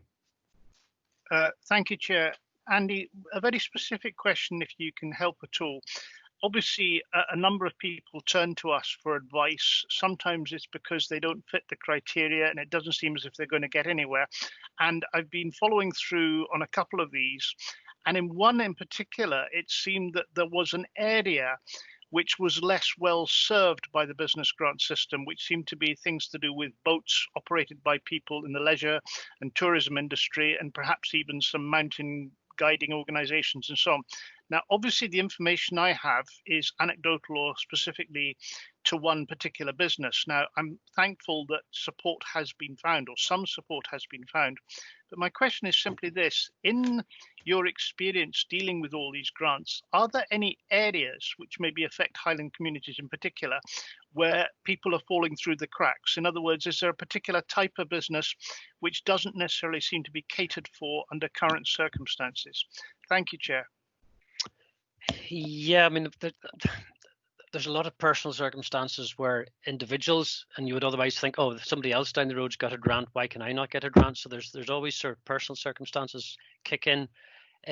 But certainly the area where I would probably say one of the biggest problems has been those people who had started up a self-catering within the last 12 months, and therefore it's been very difficult for them to demonstrate the bookings eligibility criteria set by the Scottish Government. So again, where we've tried to find ways when there's been an element of a trade which was within the period of time with forward bookings to try and gather the evidence. So I would say, believe it or not, actually that's one of the areas where we've noticed quite a number of people have just not met the criteria, and we just haven't been able to gather the evidence for that. I know Alistair's here from High, so he might want to make reference later on just about other businesses there which were not sort of property related, because in essence that was one of the ones that we were mostly dealing with. But as I say, I think that's probably the area where there's been the greatest difficulty for big people. I think, sorry, the other one generally also, particularly with the hardship funds for smaller businesses, newly self-employed. Again, a lot of these businesses, they're starting out. It's sometimes hard to have all the paperwork there. It's always very hard to have everything recorded when you're starting out. You may be picking up bits and pieces of other work rather than directly related to the business. So again, but they come into the individual circumstances of just difficulty of having the information there. But again, all part of the Scottish Government. That was, when there was the self-employed scheme, the UK Government, when they identified a gap there, that's when the Scottish Government came in with their scheme. And then likewise with the B&B scheme that's operating at the moment, again, that was recognised that certain businesses were falling through gaps, and they've tried to plug that with different parts of the scheme. Thank you, Andy. Thank you very much. I don't think there's any other questions. I have one, though, Andy, if you don't mind. I'm very mindful of looking to the future, and everything that your team have done in order to disperse these business grants is extremely welcome, and you should be applauded for that. But actually, now as we look to recovery, we're going to face new challenges. And I just wondered if you're able to give us any indication as to how the council, from an economic point of view, are looking to, and maybe this is something Alistair will come in from HIE, is looking to support and assist businesses in Lochaber as they face the challenges ahead. Many of them will be tourist businesses that have seen markets disappear, maybe international markets, and they're now having to pivot towards the domestic market and might not quite have the capital. So how can the council assist in doing that? And your thoughts maybe on how the government has said that the money coming to Highland Council from the Crown Estates can also be used to provide grants for those businesses that have maybe fallen through the cracks from previous grant support, how they can be assisted in our community, our coastal communities, which is the large bulk of Lochaber, and if the council is actively pursuing that particular forward thinking. Okay, I mean, I think you're probably there's going to, no doubt this will come up in committee as well. I think certainly where we're at the moment is yes, it is very much the here and now about where we are with the grant schemes. That has focused thinking, but particularly in conversations with High is looking to have the structures in place where we have a joint partnership with others, where there is sort of becomes a wider action plan. I think there's a number of things that we know that Highland will be particularly hit hard on, and that's obviously linked with the tourism hospitality. And again, we will have to recognise, and I'm in my mind actually, there's business, but very much the whole issues around employability and employment. That's probably is one of my big concerns that's coming forward this time as well, so that it's not just for the businesses, it's around how we keep people, and there'll be a lot of people who have maybe been in work before who need reskilled and so forth to get back and to compete into work. The Benny Higgins study or the recovery group that made their findings last week set out a number of very interesting challenges. Yes, that was at a pan-Scotland level, but actually set out a number of clear issues which would sit there for businesses, and that goes from the economy, and that goes from wider infrastructure right through to skills, and indeed I noticed it today, the First Minister talks about asks of the UK government around a VAT reduction and so forth. So I think it is multifaceted as to what that approach is going to be, and I think we have to recognise it's a range of things that sit there. And again, there's a wee bit around, is the new normal? What is the new normal? Are we going to look at things differently? Are we, when we're doing support for businesses, be looking more around fair work, a sort of agenda as well? So, sorry, that's a wee bit of a talk round, Chair, rather than anything specifically, because I think that there is such a wide range of issues at the moment that we need to look at. We had long-term problems beforehand. We had Brexit coming along, and now we've got COVID-19, and all those things together, one does not drive the other out. They all actually start to interlink. So, we had a long-term problem of working age population. That has not gone away. That still needs to be picked up in any COVID recovery. Crown Estate, my understanding is that that is resources there. The government have suggested that could be used. I think what the line was, certainly in the midst of looking at the various business grants that were going around, we did see the UK government and Scottish government moving into where there was gaps. So it was, there was a good argument as to maybe best to not utilise Crown Estate fundings for hardship funding, but actually maybe think of it being more around for recovery activities. But again, I'm sorry, I'm not up to speed exactly where that conversation is within the council, but certainly that would be an option for that. Sorry, I've talked around rather than giving you a specific answer, I think, with that, Chair. No, that's fine, Andy. I understand the complexities of this, and it's quite difficult for once to be able to give a direct answer on many of these issues. So I appreciate your response anyway. And I think it's thank you for your time. And I think it's probably appropriate that we move across to Alistair Nicholson now from High. Are you there, Alistair? Hello, Andrew. Yes, hello all. Thanks very much for inviting me along to your committee this afternoon. Yeah, I'll try and give you a broad brush picture of what's happening out there in the economy as we see it. What's next, which is what you've just been talking about, and what we've been doing over the last couple of months. So really, no surprises to start off. The regional economy has had an absolutely unprecedented shock. In the Highlands, we are disproportionately reliant on the sectors that have been very badly hit by the lockdown restrictions, food and drink, tourism and hospitality industries in particular. We've had the furlough arrangements introduced by the UK government, which have been absolutely essential in saving businesses from collapse right across the country, but in particular in this part of the country.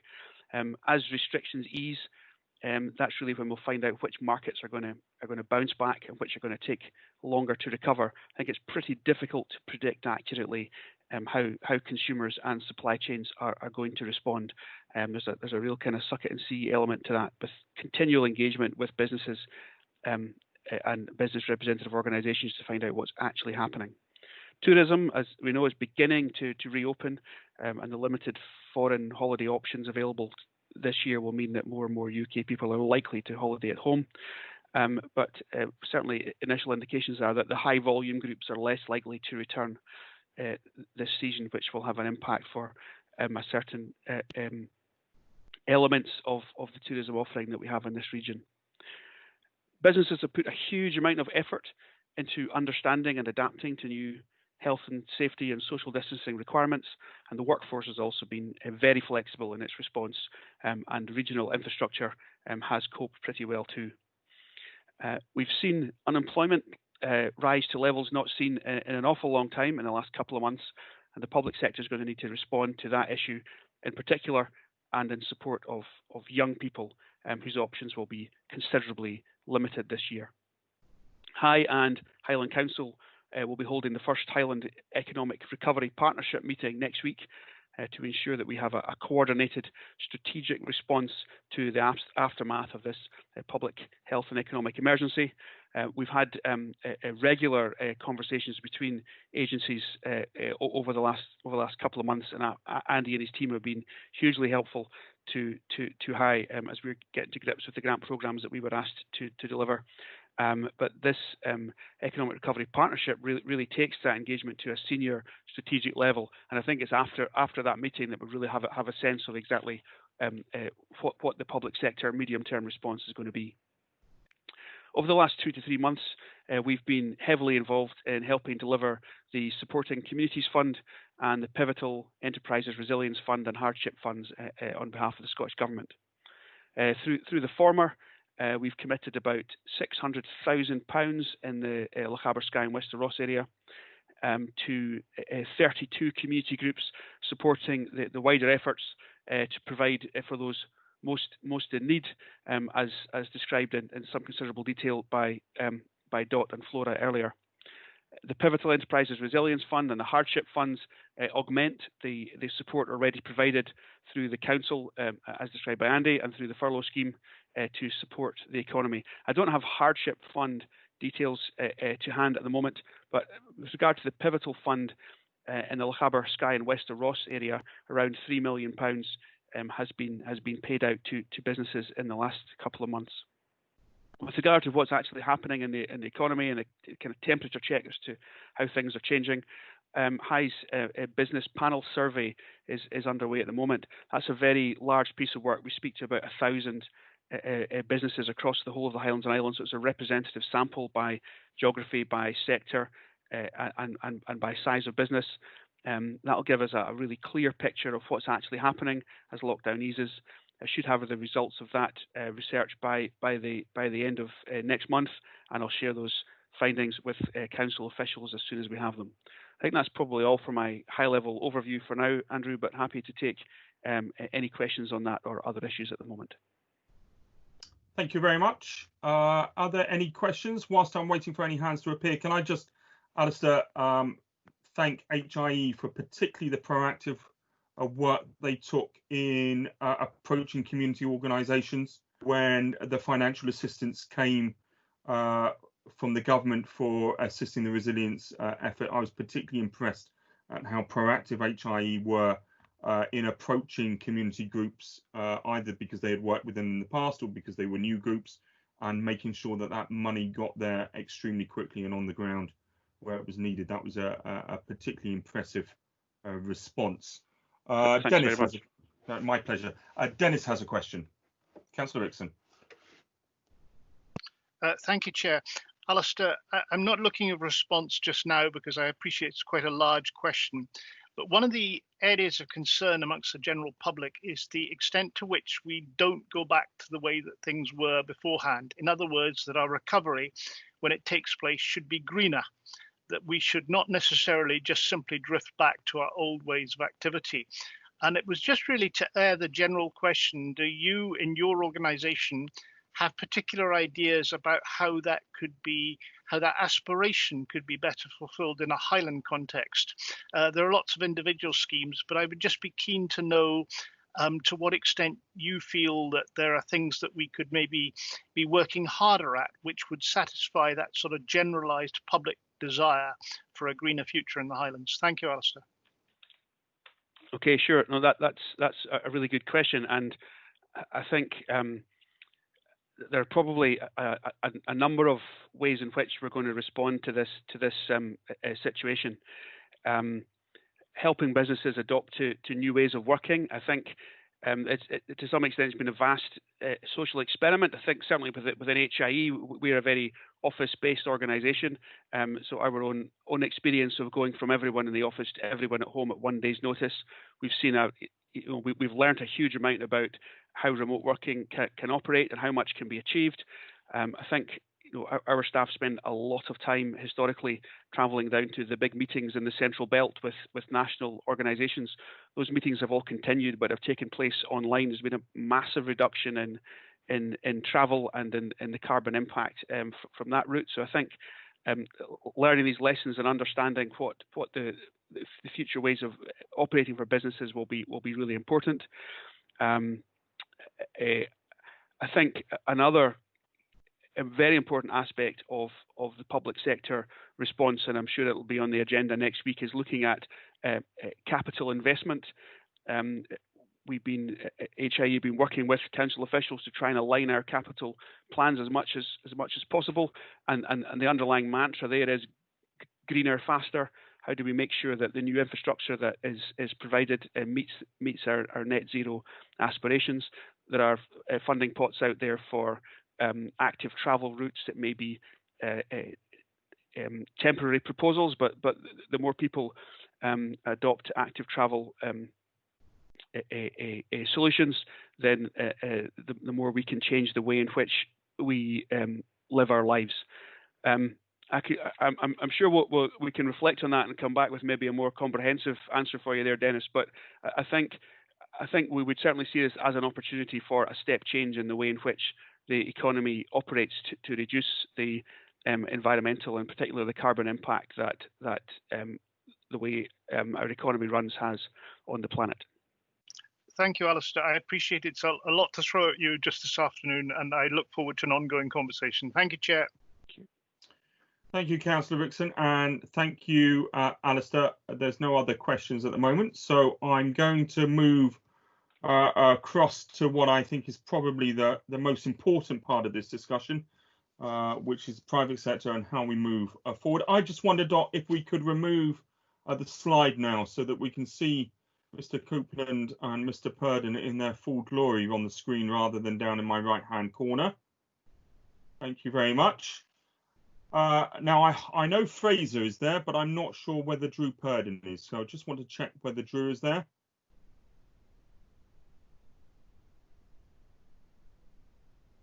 No, maybe he isn't at the moment. Maybe we can investigate that, Dot.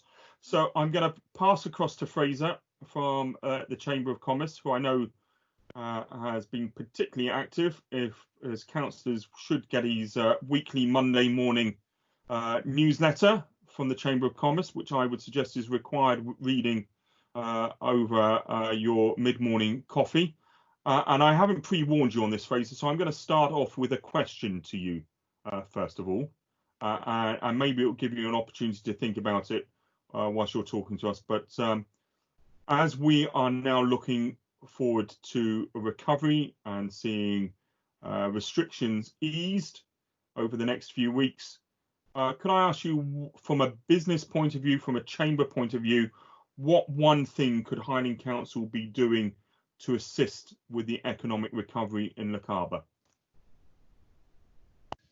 Thank you very much, Chair. An interesting question, and a fairly simple answer, and that's collaboration and communication. That's, I think, essential for us all to take the businesses forward. We, as a Chamber of Commerce, like everybody else, have gone through that reactive period where we reacted and tried to support the businesses as well as we could, directing them to the different grant sources and how and what they should be applying for. And the communication and collaboration between HIE and the Highland Council has been pretty damn good all along the way, with good, clear lines of communication and ability to talk to one another quite candidly and get the answers for businesses.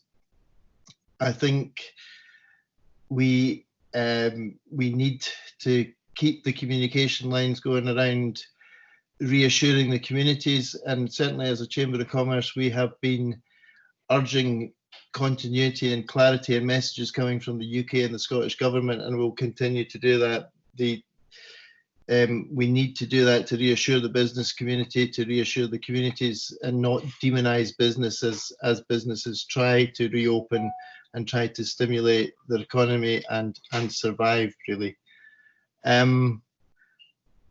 Really, that's a very brief answer, Chair. But that's the one thing that we as a Chamber ask for is communication and collaboration, because I think that's the key to our survival and taking Lochaber forward. No, I appreciate that simple and direct answer, Fraser. It's possibly the most succinct and honest answer that we're likely to get all day during this discussion. So I really do appreciate that. Thank you. I'll let you go on with any other wider points that you wish to make. No, I have no real wider points to make. As I said, as a Chamber, strategically, we're now changing to sort of, rather than reacting and looking after businesses' immediate needs, the businesses are settling. We're now starting to look and plan ahead at what a marketing plan for the destination might look like and when the timing might be ready for that. But we have to work with businesses and the communities. We undertook a sort of business and community survey last week, which came up with some quite interesting results.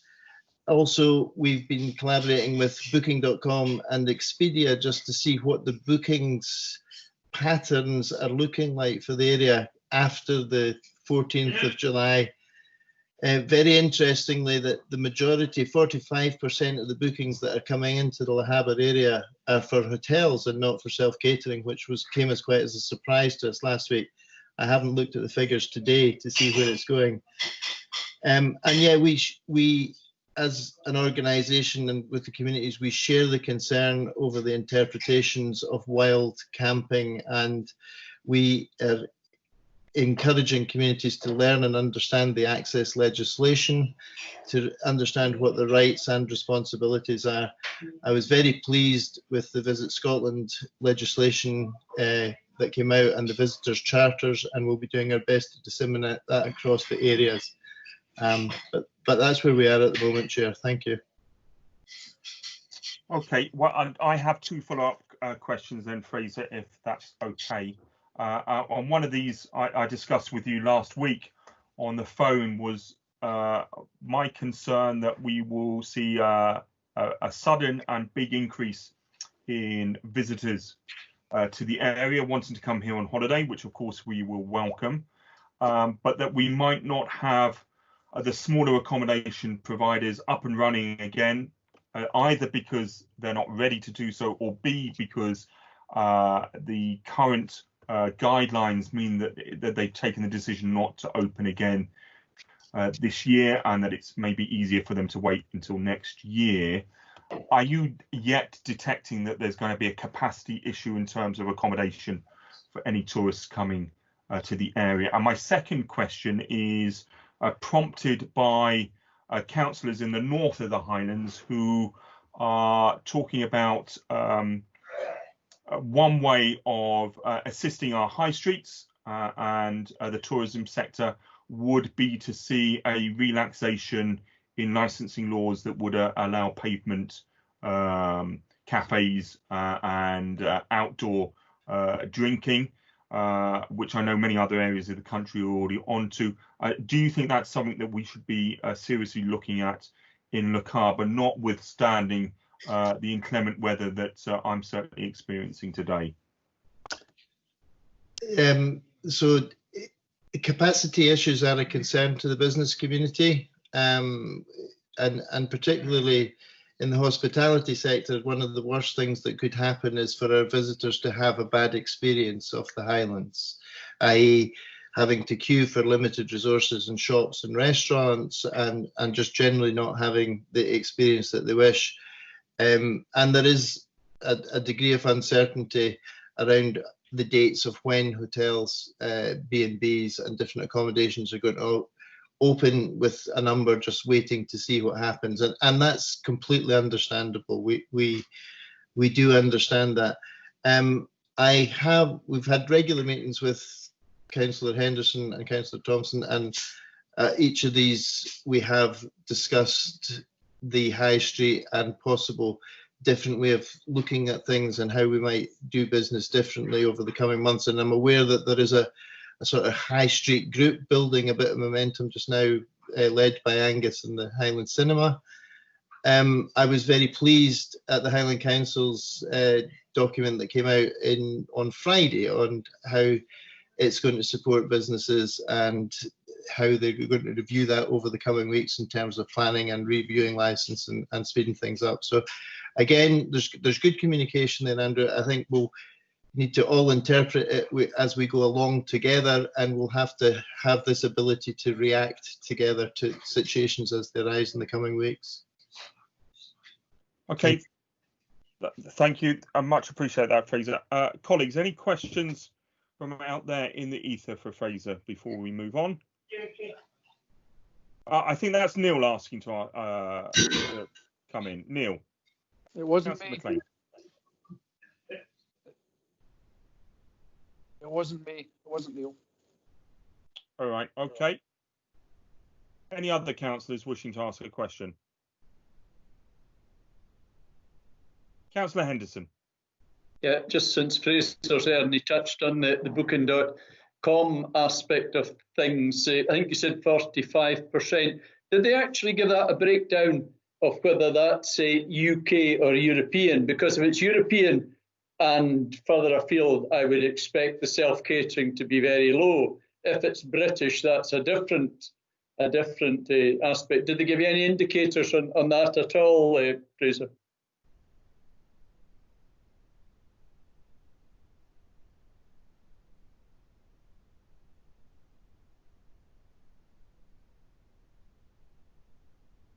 I think Fraser's on mute, Andrew. I beg your pardon. Predominantly the UK market. The European market are still looking. The bookings for the European market are tended to be sitting. I'm just sort of looking at my notes roughly here.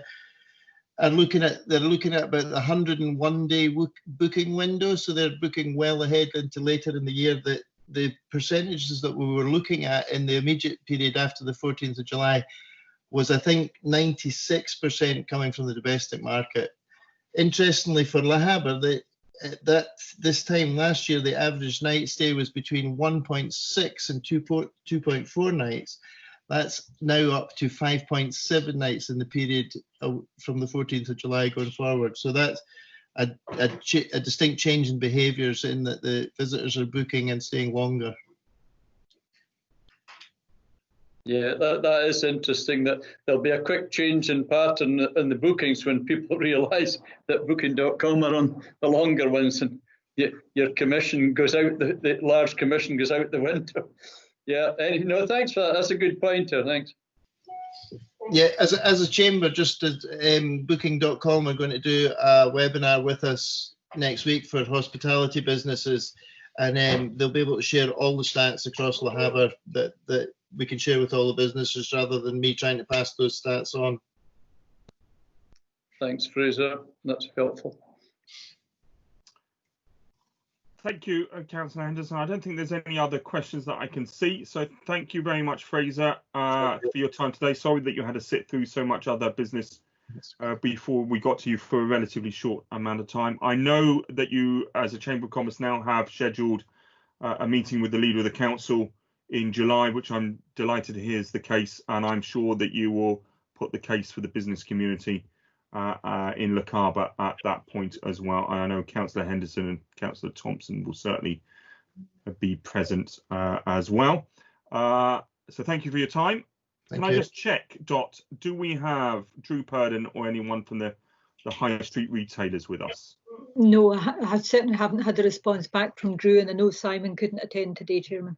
Okay, that being the case, that brings the COVID-19 response to an end. I know that we will be pursuing those issues again over the next year at further area committees. Now, as the time is 4:05, I know we only have one more substantive item to go, but as we've been at the screens for a lengthy period of time, I'm going to suggest that we have a 5-minute adjournment so you can stretch your legs and get a cup of tea. And I know I've got Google eyes from looking at the screen. So if we could return again at 4:12. Okay, welcome back, members. Thank you for your forbearance today. I realise this is quite a lengthy procedure to be undertaking digitally. And now we'll move on to the Corran and Narrows update, which is an important report that's been a long time coming, and I very much welcome it as one of the ward councillors representing the Corran Narrows and the communities across on the peninsula. And I know we discussed many of these issues at a meeting with the local community around about 10 days ago, and this report forms the basis of the discussions at this week's ECI committee, which I will also be attending. Now, what I propose to do is hopefully 3 things. First of all, just a quick opportunity for any councillors to ask any questions in terms of operational updates. I won't ask, I don't think Richard Porteous is still there, and even if he was, I didn't propose to ask him to present on those. He's given us the details within the report, but if there is anything councillors wish to raise, can I ask you to do so now? No, I don't think there is. In that case, we can always come back to that at the end if need be. And so I propose that we then deal with the substance of the outline business case, which is part 1 of our agenda. Again, this is fairly clear and comprehensive in terms of what is being proposed, where we have been on the journey so far. This is really just the beginning of the end, because there's a recommendation going to ECI.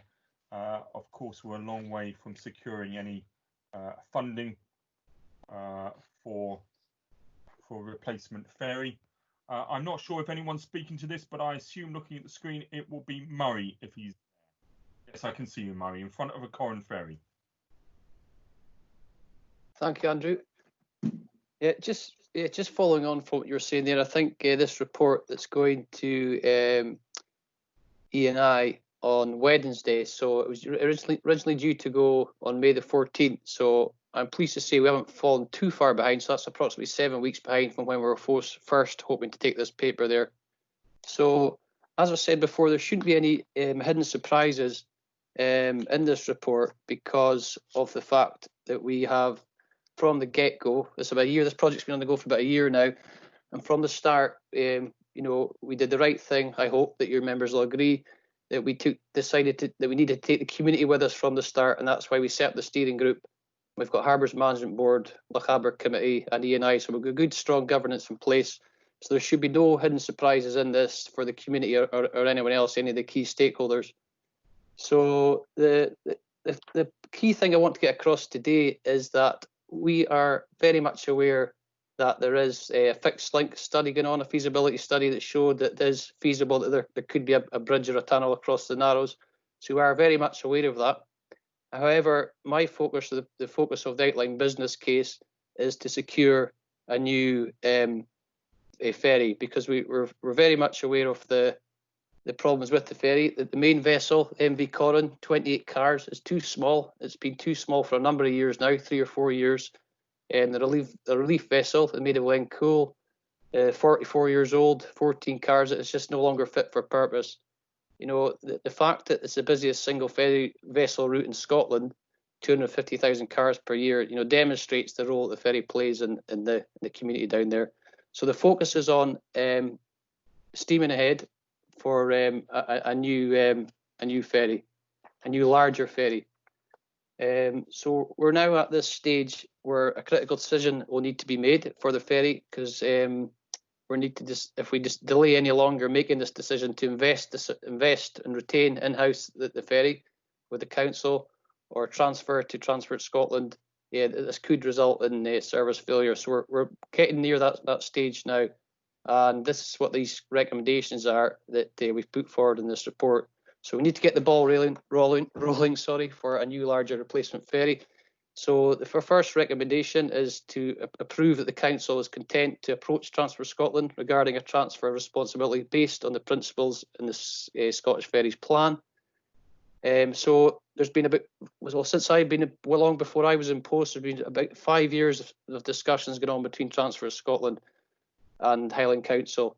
So we're now at the stage where the Highland Council needs to confirm their position so we can go to the next level of dialogue and understand what that'll look like, what a transfer could look like, and make a comparison between retaining the ferry in-house with the Highland Council or transferring responsibilities to Transport Scotland.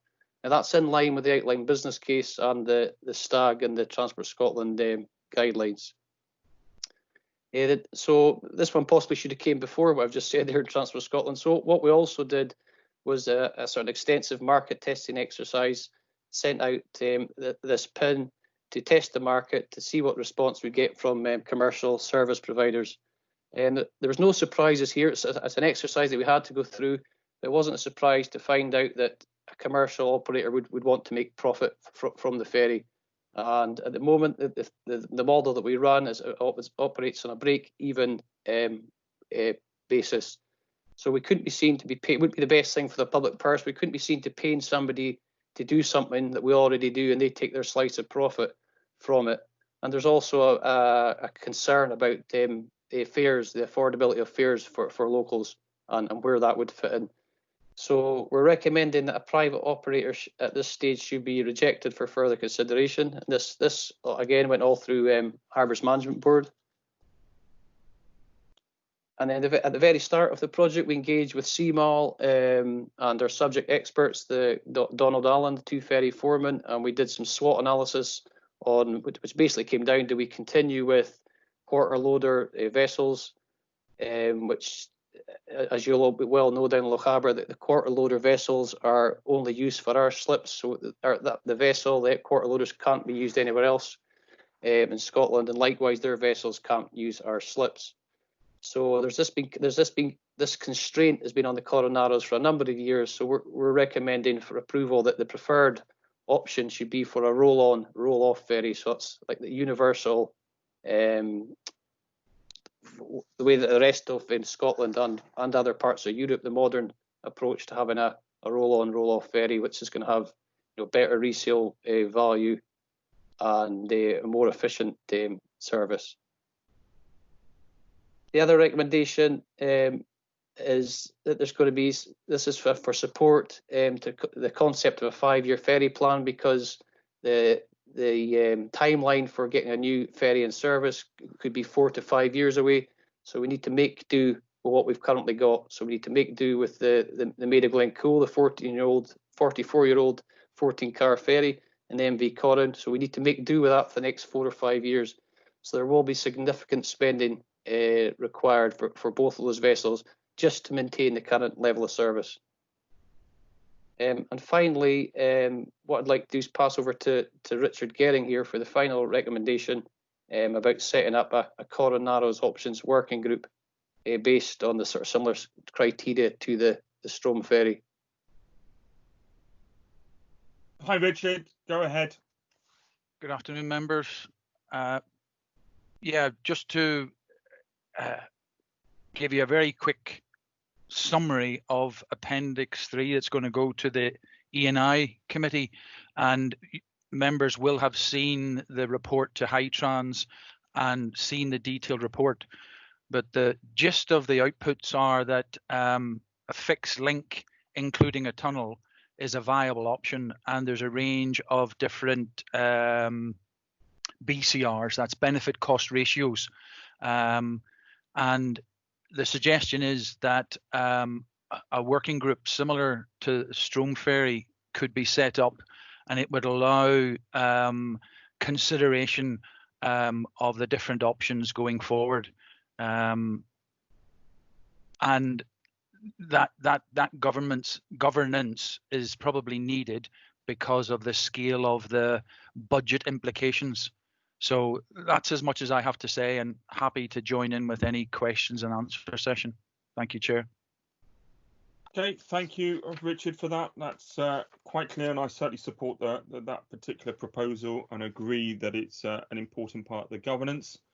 I don't have any specific questions at the moment. I might leave those for ECI committee later on in the week, but I know Councillor Thompson has a question, and then we'll go to Councillor Henderson. Thank you, Chair. And can I just also say my thanks to Murray and to Richard for their work on this project. I have been very impressed by the way this has been structured and the community involvement, etc. I think it's a really commendable job. So well done all.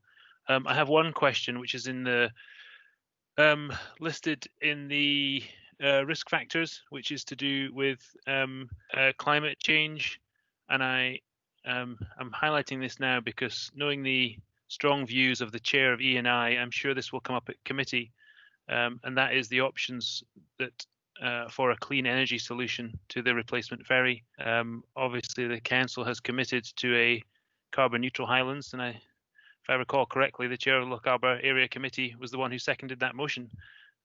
So no doubt he will have a strong interest in this as well. Looking at the time frame, that would have to be, I guess, something forefront in our minds, all going well from the beginning of 2021. So I would just appreciate your thoughts on what the options are there and how work towards a clean energy option replacement ferry is ongoing. Thank you, gents.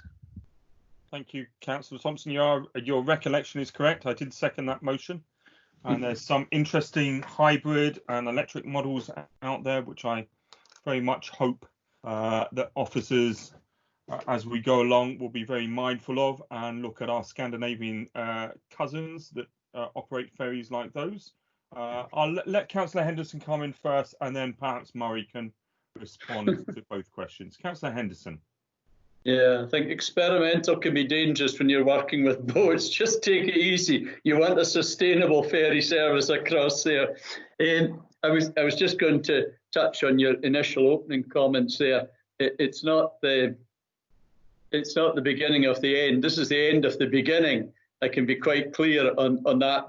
But I really like to congratulate Murray on bringing it together actually to this, because really what he's done has brought it to a fine point. This could easily have been a circle that could have kept going round and round and round forevermore. But actually, it's been excellent the way you've done that with the different consultations, brought the people on board, and certainly the crew as well, because that's been a very important part, because all the way along there, this is all about keeping the team that work behind keeping the boat going as well, keeping them together as well. So I'd like to congratulate you on that piece of work. It certainly hasn't been easy, and there's still a lot of work to be done, but we are gathering pace, and we have to be quite honest that there's a hard job to convince any paymasters anywhere of where money should be coming from. But this might just be the opportunity where capital money does appear, and things like this could be not just to help the wider Lochaber, but the wider Scottish economy as well by getting things moving here. So I think it's really good that it is coming to ECI again. That brings it to a wider group of councillors as well, and hopefully when it's reported, when the actual minutes come to the full council, might be even able to sort of bring something to bear there, because I think it's really important that we take the whole of the Highlands with us on this particular one as well. It's a big ticket item, but once we get it into the capital programme, we'll be okay. But there is still quite a lot of work to be done there, so please, I think, keep working on this one. Thanks. Thank you, Councillor Henderson. Murray, did you want to respond? Yeah, just the feedback is very much appreciated, and the input from the community and from all of the members has been absolutely fantastic so far in this project. And with the risk of repeating myself, I feel that we really have all got together from the start, and it's been clear and transparent, which is going to make for hopefully a good outcome on this project. Regarding the green energy, we had a lot of discussion. We were down in Port Glasgow with CMAL about the future of ferries and how using hybrid vessels can have a 30% reduction in fuel, and that is something that when we need to start consulting with the naval architects for the option for the vessel and how that infrastructure arrangements will be, that will then start taking place. But there's obviously an incentive there to make sure that we're as green as possible. I would say that from somebody who's actually run the vessel, they will be saying that it needs to be reliable first before it's got any green credentials. They say that's the key thing, because this is a very reliable ferry, and there has been instances down and going across the Thames, other vessels where they've used green technology, and there's been a lot of technical problems. So we've got a very reliable, gold standard, very busy ferry, and we want to keep it that way, but we're also mindful of the green credentials. Thank you. Richard, you wanted to come back here. I think you popped your hand up. Thank you very much, Chair. Just in a wider context, and also to link in with the Fixed Link project in particular, you've heard already reference to post-COVID and recovery and opportunities for investment from the representative from HIE in terms of active travel. So the role of a fixed link to provide a walking and cycling connection across the Corran Narrows has been recognised within the fixed link study. I will also emphasise the point that Murray made about looking at a hybrid vessel. Typically, what that will do is it'll bring higher capital costs. And Murray and others have highlighted the fact that there's a little bit of a learning curve with hybrid vessels, and the reliability is still to be proven. But what I will flag up from my interaction with Hightrans is that our friends in the Northern Isles, Orkney Islands Council, are at the forefront of introducing hybrid vessels to Scotland. So there's much to learn from others in Scotland. Thank you, gents. Both points extremely well made. I don't think there are any other questions. One thing that I would say, and I'm sure, Richard, you've already picked this up from previous discussions with the working group, is that we as we move forward looking at fixed link options, we need to find a way of determining local opinion on the peninsula, so that we are taking local opinion with us. I would have said 10 years ago, the majority of people that lived there, the majority of businesses and residents would have been opposed to any prospect of a fixed link. I would say that's flipped round and is probably in the majority now, but there's still plenty of people that dismiss it or have quite legitimate concerns about how it would alter the dynamics of the peninsula. And so that needs to be, as it has been with the outline business case, the involvement in the communities, but on a much wider basis, needs to be integral as we move forward with further work on fixed links options. But I'm sure you already cited on that from previous discussions, but I think it's worthwhile just underlining the importance of that particular point. Chair, if I could come back and of course you can. Yeah. Thank you, Chair. In preparation for this meeting, I did communicate with Transport Scotland about the situation with the Strategic Transport Projects Review, and I've literally received an email earlier today. So hot off the press is that Transport Scotland's officers and their advisors working on STPR2, they have shifted their focus to the COVID pandemic and working on what's called the Transport Transition Plan. So National Transport Strategy 2, the Delivery Plan, and also the STPR2 are put on hold. So I think that gives us a window of opportunity, which I'd like to draw to members' attention, that there is an exercise to bid, to lobby for investment and growth in the Scottish economy, especially for Lochaber, coming out the side of COVID. So that's hopefully a helpful comment, Chair. It is indeed. Thank you very much, Richard, and thank you for that update. Okay, I don't think there's any other questions. I'm hoping Tracy Urry might be there, and maybe I can ask an operational question. Tracy, are you there?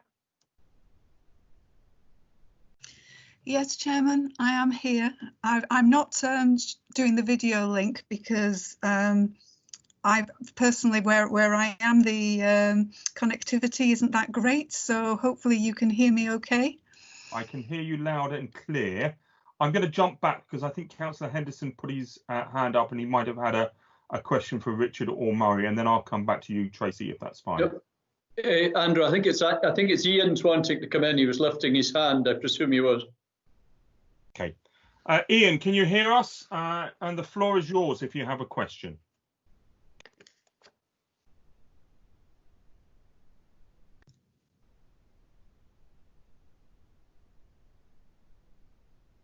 I think he's on mute, Chairman. No, Ian, I can see you are on mute still. You need to unmute your microphone, Ian, which will be on the screen in front of you, not your headset. It will be on the screen.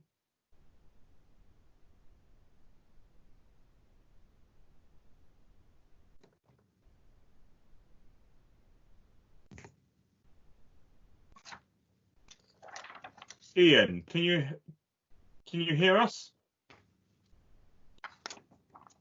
Okay, Ian, you need to unmute your microphone on the screen in front of you rather than your headset.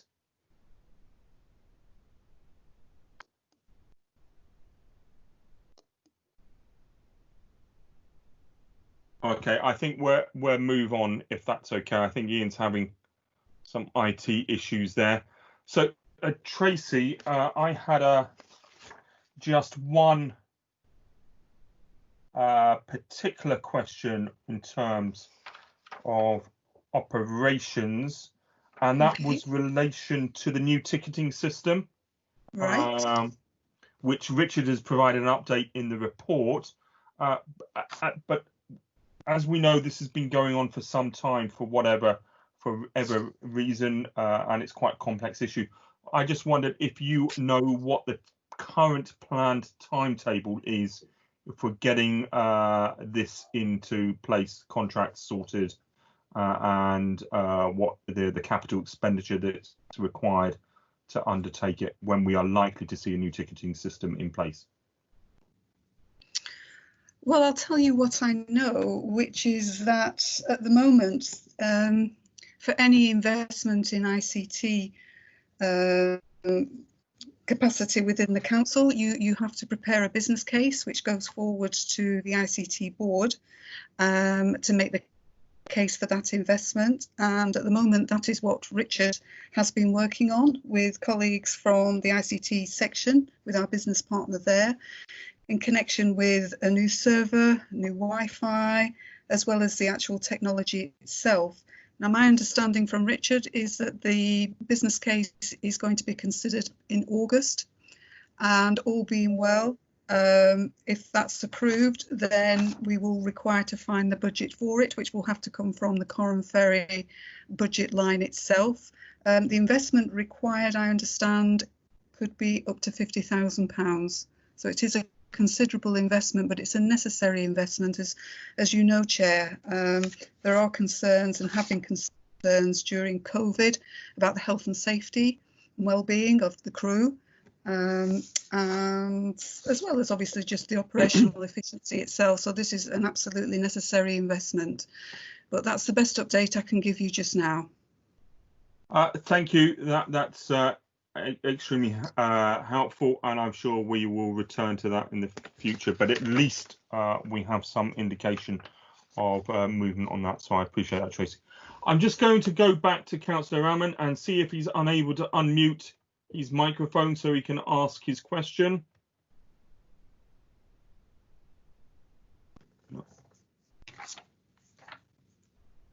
No, I can still see it's muted, Ian. You should see a microphone at the centre bottom of your screen, a little microphone symbol, and you need to click on that, Councillor Rahman.